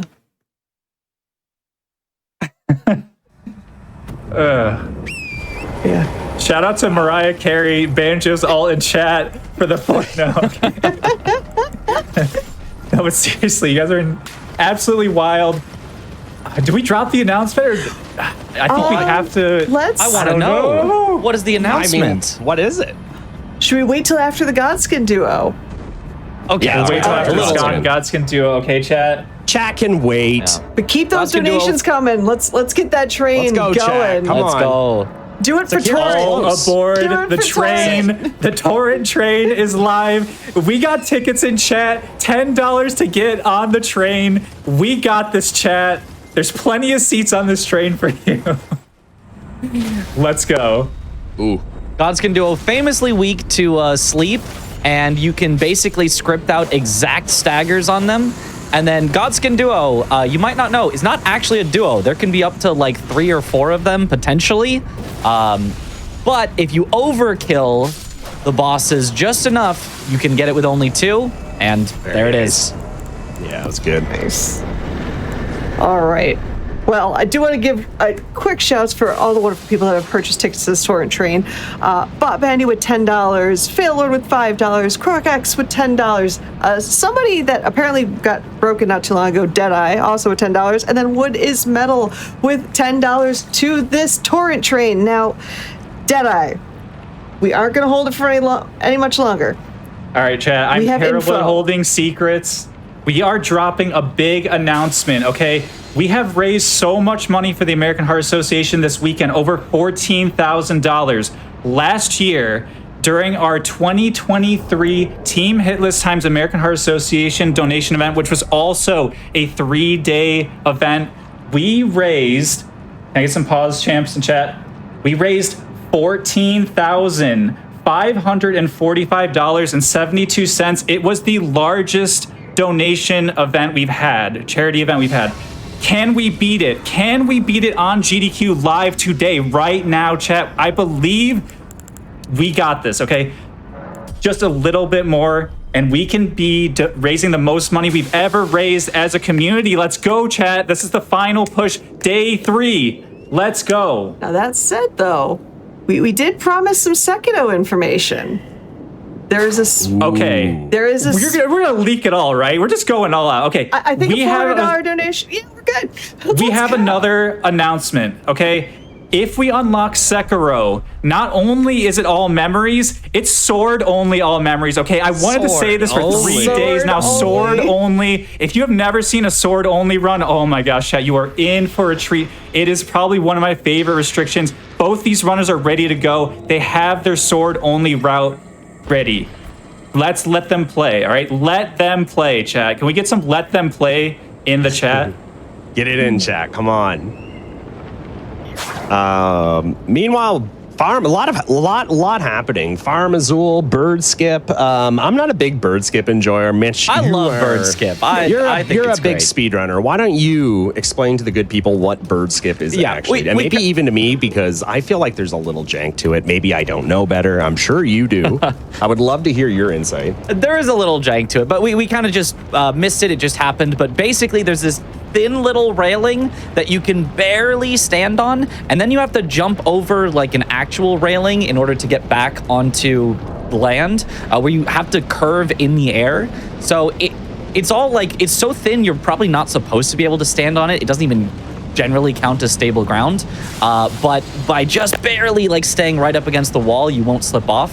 And so yeah, it's a super cool skip to skip like birds, which are some of the most annoying enemies in the entire game. They will chase you for forever. So even though the skip is dangerous, it's less dangerous than the alternative. So you definitely go for it. Yeah, I always say you thought dogs were bad, chat. Oh. You have not met birds. Have not met birds. And we are going into the Malekith fight. Yeah, this is a fan favorite. I mean, Malekith's cool. I like Malekith. He's up there, I guess. A lot of people say this is their favorite fight, and I don't know if he's my favorite, but he's pretty good. You know, he's no Horaloo, but he's pretty good. Exactly. That's where the good fights are. Oh, I love the finesse dodge into the weapon art. Yep. Yeah, it's such a cool one. Another one. Yeah, that's so good. That is such a great way to get those big punishes in. I think he's going to do it again. Yep. Oh, yeah. Why not? Big stagger. Too, is just... Yeah, but you actually don't want to take the riposte here because it will mess up your phase 2 positioning, so you need to hit him afterwards instead. I'm wondering if it's also a damage thing maybe for the stagger. Or Yeah, it looks like it's a posture thing as well. So he Yeah, has now it's exactly both. 1 in here. Just a stronger 2. I hate that. Oh, barely caught him before he jumped away. turned. So Yeah? this is going to go off script. Oh, he Oh, gets the but a bleed. bleed Maybe proc. it He's wasn't got off it. script. Okay, yeah. Oh, he said lucky. I heard Lucky. him. Yeah, he spun around. So he was not ready for him to spin around. He did not know that bleed proc was coming. But, you know, it worked. So Yeah. GG. I also personally have issues myself taking riposte sometimes on Malekith. It can be a little weird sometimes, but Yeah, the positioning's kind of like weirdly off center from sort of where he is. So, you know, Yeah. getting that exact spot can be a little tricky. now Lendell, Ashen Capital. Not much left really here. Yeah, he's got two hits and for both runners here, so a really tight match. And the boss that we're heading into is Gideon, kind of a notorious boss. What are your thoughts on Gideon, Mitch? Oh, I am not I a have Gideon many enjoyer. thoughts. I have many thoughts that none of them are positive. None positive. Not a single one positive. No, me neither, dude. I am not. I think personally, this has got to be one of the worst bosses that they've ever put out. Had some cool ideas I really like based on how many bosses you kill in your game. He gets new attacks. Yep. That's kind of cool. But they should have limited him in some way. He's just so spammy. He doesn't stop. Big Moog fight on the left here. With Spike Fist shouldn't be too big of an issue. I'm assuming we're going to see a Shackle. I would love to Maybe? see a Nihil skip as well if we can entirely skip that second phase, which I think we should be able that's to. happening. Oh, yes. I would have to imagine. I don't even think we're going to get to the third. You don't think we're going to get Unas? No, I don't. We'll see. We'll see. Great. There's That's Trace. He's in not the fire, great in the though. fire. Yeah. Nice Do not love to adjustment see with that. the dagger. He keeps stagger. And on the right side, Gideon, we're basically going to have a scripted kill where you hit him and then backstab him. Oh, not even going for the backstab, just a bleed and okay, he's got Nice. him. And they're both and dead. Moog as well. Moog melted. Yep. Gideon melted. It's Elden Ring. It's Elden Ring. You get a few buffs and the bosses And no away you longer go. live. True, and good on chat getting your Gideonings in the chat room. Very proud of you guys. Very on time with Good those. stuff. Yes, didn't even need to be reminded either. Good job, guys. Good job. And now we're heading up the branch to the best boss in Elden Ring. I love this boss. This is the best one, in my opinion. I'm not sure how much we're going to see of him, but it's a really good one. I really like this boss. I don't know. I know that the comms is looking at the gameplay in Discord, but if anyone's been watching Smoker, I absolutely love the camera. Smoker's actually giving us such a show. We saw some Gideoning puppet action, I think. I don't know if you'd call that. But no, seriously, Smoker's been like just so much fun to watch. I love the webcams. Like I said, shout out to all the runners. Obviously, whatever you're comfy with, but those who have chose to use a webcam has been an absolute treat. Thank you so much, all the runners and talent involved for this event. We're just seeing Radon now, huh? Is that what I'm seeing? It looks like Radon on the left. Interesting. It's so late for Radon. Yeah. And All right, on this the is right, Godfrey. Godfrey. So yeah, you First can always elbow. strafe that first attack, and basically you want to get him into a loop of doing that like double hit that you just saw, and then jumping over the stomp. You basically just want to repeat those two. Not the best attack to see here. Oh, but he knows the That's early. dodges. Oh, Nice. I hate those dodges. They're so scary. I would not myself. Yeah, but That's he can for get into sure. the second phase now. I'm surprised he didn't get a stagger in the first phase. Hopefully that means he's got a scripted one here. Oh yeah. Ooh. Nice. There it is. And then we're getting a bleed. Yeah, one more hit after one this more, should do it. One more. He really waited on that. He decided to missed his scare bleed us. proc, I think. He just a little missed the bleed proc, and then there it was on the second. I wasn't even sweating, chat. I knew it was fine. No, I was sweating. I don't know why he waited so long. I was sweating. Actually, interestingly enough, this weapon is, I don't think, going to be too great for the final boss. So we might actually see a tougher final fight here, because these final fights do not bleed at all. Ooh, on the left side, one big missed hit, but he should have plenty of damage. You get so many scripted phase transitions here. Just make sure to avoid this hit. He's got him. Didn't even need any of the other scripted attacks. Chad, I think the dog wants to hit this this next. I think he's telling you. What was that? Oh, the dog said, I hear the dog. we are really close. Barking. The dog just told me, I speak doganese, all right, guys? I literally took a course in college to learn how to communicate with animals. We have been told by the dog that we are really close to beating the 2023 Team Hitless Times American Heart Association charity total. We are so close, chat. The amount we raised last year was $14,545.72. Let's beat it. Let's do the biggest hitless event in history and the most money raised. We got this. And yes, our wonderful producer, Ralcoon, that was in fact Freya, not Galahad. Nice Radagon. Very already scripted. down. Yeah, it was lower damage than normal, but it was still a lot of damage. Yeah, no bleed proc, but still just so much base damage and stagger. We know that Elden Beast always is going to start with the fire attack here, so if you can just get behind him, you can keep hitting him. Probably get a guaranteed stagger before he leaves here. I'm hoping. One more hit. Attack. Nice. Oh, there it is. Very well done, and that should be G's. Elden Beast has a very long stagger animation here. One missed attack. I don't know if that's going to bite him. No repose. Uh-oh. This is off Let's script see now. some Elden Star dodging here. No, please, no Elden Stars. Just do the rings. No, you can't quit out. He's going to Memory of Grace. That's smart. That's smart. It is smart, but I was hoping Yeah. we'd see some Elden Star dodging. I was like pausing so hard. If you're just tuning in, chat, we are tied right now in terms of the Elden Ring specific game. 2 hits to 2 hits, Team Hob versus Team Dino. I want to see who is rooting for Hob and who is rooting for Dino. If you're a Team Dino fan, we need to rally on Smoker Spectre and get Elden Beast right now. We are so close to finishing this All Great Ruins run. Show your support for Smoker in chat. I see those donations keep coming, chat. We're getting closer. We are so close, chat. We got this. And round 2 again, going back into Radagon. And on the left is that bird skip in case you missed it earlier, where he's going to be on that little ledge. I'm looking forward to that. Yeah, this bird skip is something I would not do this, let alone a marathon, on GDQ. Are you kidding me? On GDQ, I would not do this, period. Oh my gosh. It looks so no, he slipped. That's why. He got the warp. He got the warp. He's fine. He got the warp. He's fine. He got the warp, which is just a skillful interaction he did. Since he was not in combat, the game allows you to open your map, and if you're quick enough, you can teleport to a grace because the game, you're not in combat technically. Yeah, that's why he slept the enemy, because if you don't sleep the enemy, you're in combat and you can't warp. Good call. I never actually realized that's why. I thought it was just safety, but yeah, that makes a lot of sense actually. Nice, yeah. And again, Elden Beast here, final boss. Yep, going for that scripted stagger at the start again with these charged attacks, and then he's going to need one more jump attack as he's trying to leave. Gets it. Oh, nice.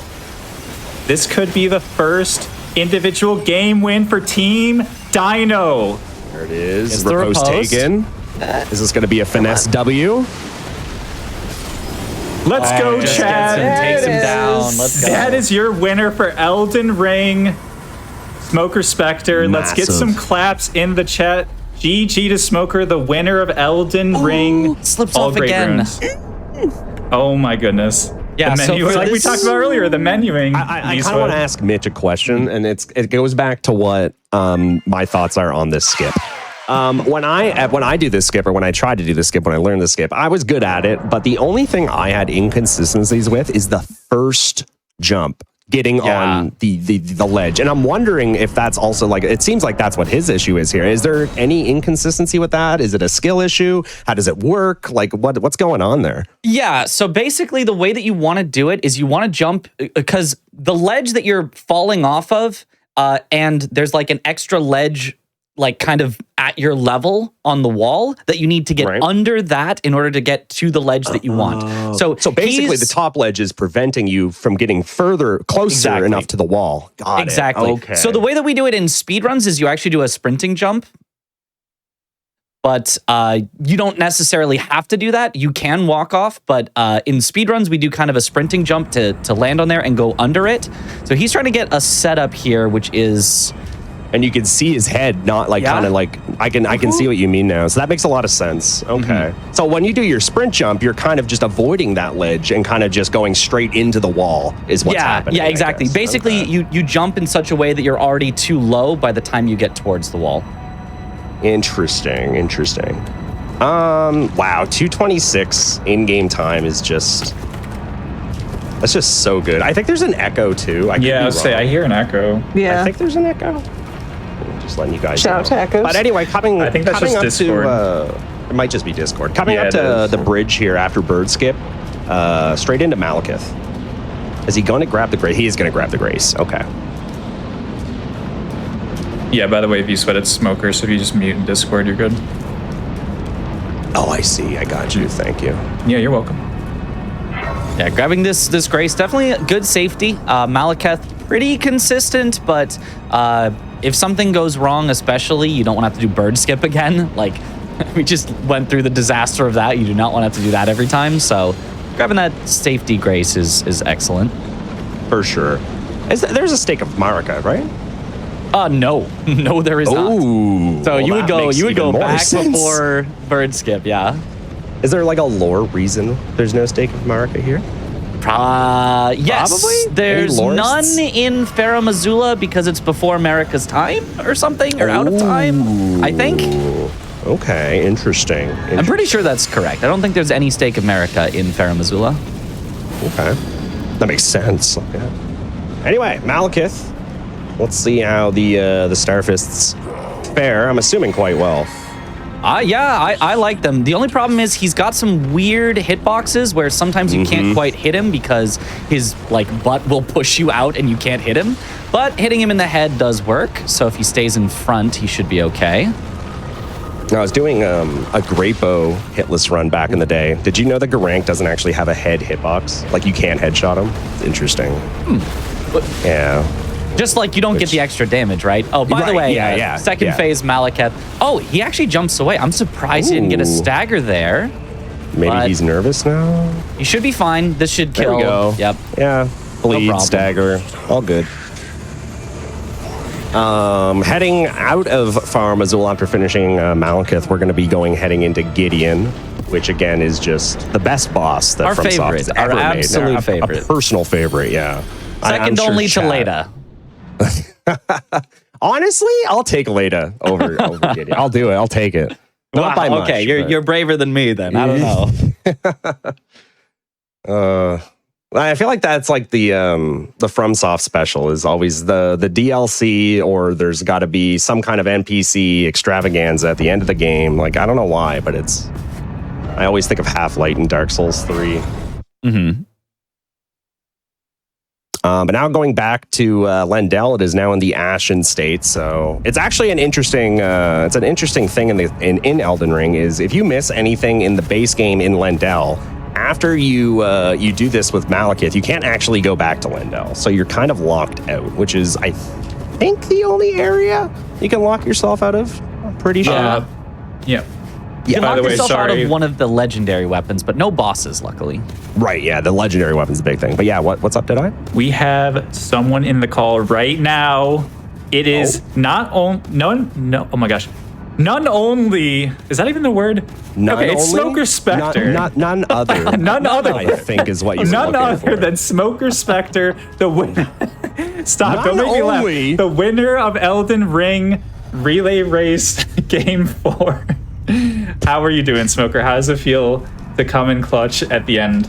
No, it feels good. It was, I felt a little hard done in the beginning. The DTS one was kind of just an odd one that hadn't happened before. That was odd. Yeah, we were talking about how that looked. Like it was odd because he goes to the same spot every time. Yeah. It's not like anything with the script changed, you know. That was a weird one. And then fire bouncing memes in Godric, that's just Elden Ring. Now we thought that might have been your elbow going back on the animation of the Hellas. No, if you looked at the ground it was the fire. Was it had that bouncing where it shows up on the ground when it bounces. I had not ever had that happen in in the practice there. So that's kind of overall. I was really happy with the run. It was clean. It was pretty good. There were so many cool kills. Excellent run. I might have put on a bit of a clinic on messing up strats and then recovering from them as well at the beginning. Yeah, I saw the Malekith. He turned on you, and I was like, that wasn't supposed to happen, but it worked so well anyway. And Elden Beast like knowing to use the Memory of Grace at the end there, that was excellent. Yeah. Very good call. I was hoping for an Elden Stars dodge. I was like, come on, Elden Stars dodge, do it. Do not do it. Do not do it. Yeah, I was not going to. I wasn't going to risk that one there. Nah, you don't risk it. There was too much health. Usually, if there was, I could get a couple of hits before Elden Stars goes off. So, but there was way too much health. So I was like, I looked at the in-game time, and I was like, you know what, we're still under the time. So. Quite the character you have here. Oh yeah, the in-game character there. I tried to make it like my little ghost character of my emotes. Also, nice. Also, Mitch, welcome in. By the way. Hey, thank you. I was gonna say Banjo sounds way different. No, I am Banjo actually. I just had a voice thing. Talk about how Moonveil is the best weapon ever. I love Moonveil. Yeah. We were actually just talking about that. Anyway, best boss in the game, Godfrey here. Mitch mentioned it earlier, how the player is just going to keep him in this loop. Again, an early... Okay, he gets away running from it. away from that. That's what I do. Yeah, I never try to risk that one. Oh, the weapon throw. That's a weird one to see in the middle of the fight, but he's got it. Guaranteed stagger here, I think. No. Strafe. Oh, this is risky. Nah, we're chilling. This is miss. Dead angle miss. It's okay. Oh, we're Dodge good. this. Now we're good. Oh yeah. Nah, we're hanging in there. Wow, these weapons are just something else. Staggers the damage and just how fast they are overall. It's got everything except range. Does not have much range, but not a lot of range. Who needs range when you do that much damage? I just want to remind everyone, for those who just tuned in, because we are over 3,000 viewers right now, chat, here on Games Done Quick. We have another game to go after Elden Ring. That's right, Bloodborne, everyone's favorite PlayStation 4 game. We are going to be doing all bosses. That's every single boss in Bloodborne will be slaughtered today live on Games Done Quick. If you want to see Bloodborne, stick around. We are just finishing up Elden Ring, but we will be back after the break, which will be in a little bit, and we are going to keep going, chat. Remember, this is the final day of Games Done Hitless. Let's see some support. We are so close to beating last year's Team Hitless times AHA 2023 charity event total, $14,545. If you want to see Sekiro, sword only all memories, that's $15,000. We got this, chat. Thank you so much to anyone who's donated. And we are going into Elden Beast right now. Go! That is going to be... Oh, a whiff. I wonder if that's going to play into it. Yeah, you really do need every hit for those staggers. So let's see. Oh, still got it. He got it. The 5. Yeah, he got it. That's G's. GG's. G's for sure. Nice. Good run. 2-2 on the hits. Both, all done. 3 runes, no hit. Elden Ring done in roughly, what is that? 2 hours and 47-ish minutes? Exactly. Roughly overall. Something like that. That's really fast. I'm just leaving Limgrave myself. Like, I'm just starting the run. I'm getting, like, Golden Vow still. These guys are done. Unbelievable run here, guys. I mean, the Millennia cutscenes had to add, like, what, half hour? That's At least. That's not a bad point. If, by the way, after like doing like pseudo speed run here, that was almost torture. Like waiting and waiting and waiting for it. Yeah. GG Patata. Just absolutely great run, you guys. So good. Patata. Hey, Patata, how are you? Hey, fine. Good run, dude. It was awesome. Yeah, GG's to both of you. Got really nervous. Patata, do you mind going to your in-game time real quick, just because we're a little short on okay. time? Sorry, not to skip. I love this cutscene, but we're a little short. But yeah, like I said, we talked to Smoker and Patata. Let's get some insight from you. Any shout outs? We do have to move on to Bloodborne. So if you have any shout outs to yourself or anyone in chat who's been watching and supporting you this weekend, now is your time. I would want to shout out my friends, Mafia Creeper Pollo, Pedos, Jesus, Melon, Diego Gold, Masa, Beth, and I think that's it, and Lope. Yeah, and also shout out to Lope helping us with the Team Hitless stream to direct people over to GDQ. Has been helping us for 2 days this weekend. So shout out to Lope, an event organizer just for this event. But yeah, GG, Patata, and Smoker. I don't know if we asked you already. Any shout outs for you as well? Yeah, I just wanted to say thanks to Games Done Quick for having me and Team Hitless for all the support and an awesome community there, and friends and family that watched today, as well as just all the members of my community here on Twitch. So thank you very much for this opportunity to do this. It was a lot of fun, and I think we did pretty well today, me and Patata. Very well. Yeah, for sure. Okay, so let's do a quick update before we go to break. Our relay race standings are on screen right now, chat. Team Hob is in first place with only 4 hits. 0 hits in Dark Souls 1, 0 hits in Dark Souls 2, almost a trilogy hitless live on GDQ. But we did get 2 hits in Dark Souls 3, and then of course 2 hits each in Elden Ring, so that's another 2, that's 4, and a 7-hour, 51 minute and 46 second total in-game time. That's super speedy. And then again, Team Dino, a little bit rough with the hits. However, if we unlock Sekiro, we got 2 more games. I don't know the statistics, but I don't care because I want to see some Sekiro right now. Dark Souls 1, 2, and 3, and Elden Ring, total of 26 hits and 8 hours and 3 minutes and 17 seconds. Well done to both teams. And like I said, we are about to go into Bloodborne. It's going to be a short break. Before we go into the break, Mitriz or V-Swed, and then we can do some donos. Yeah, I mean, shout outs to the entire Souls, speedrunning, Hitless, all of that community, you know, everyone working together, coming up with all these awesome strats.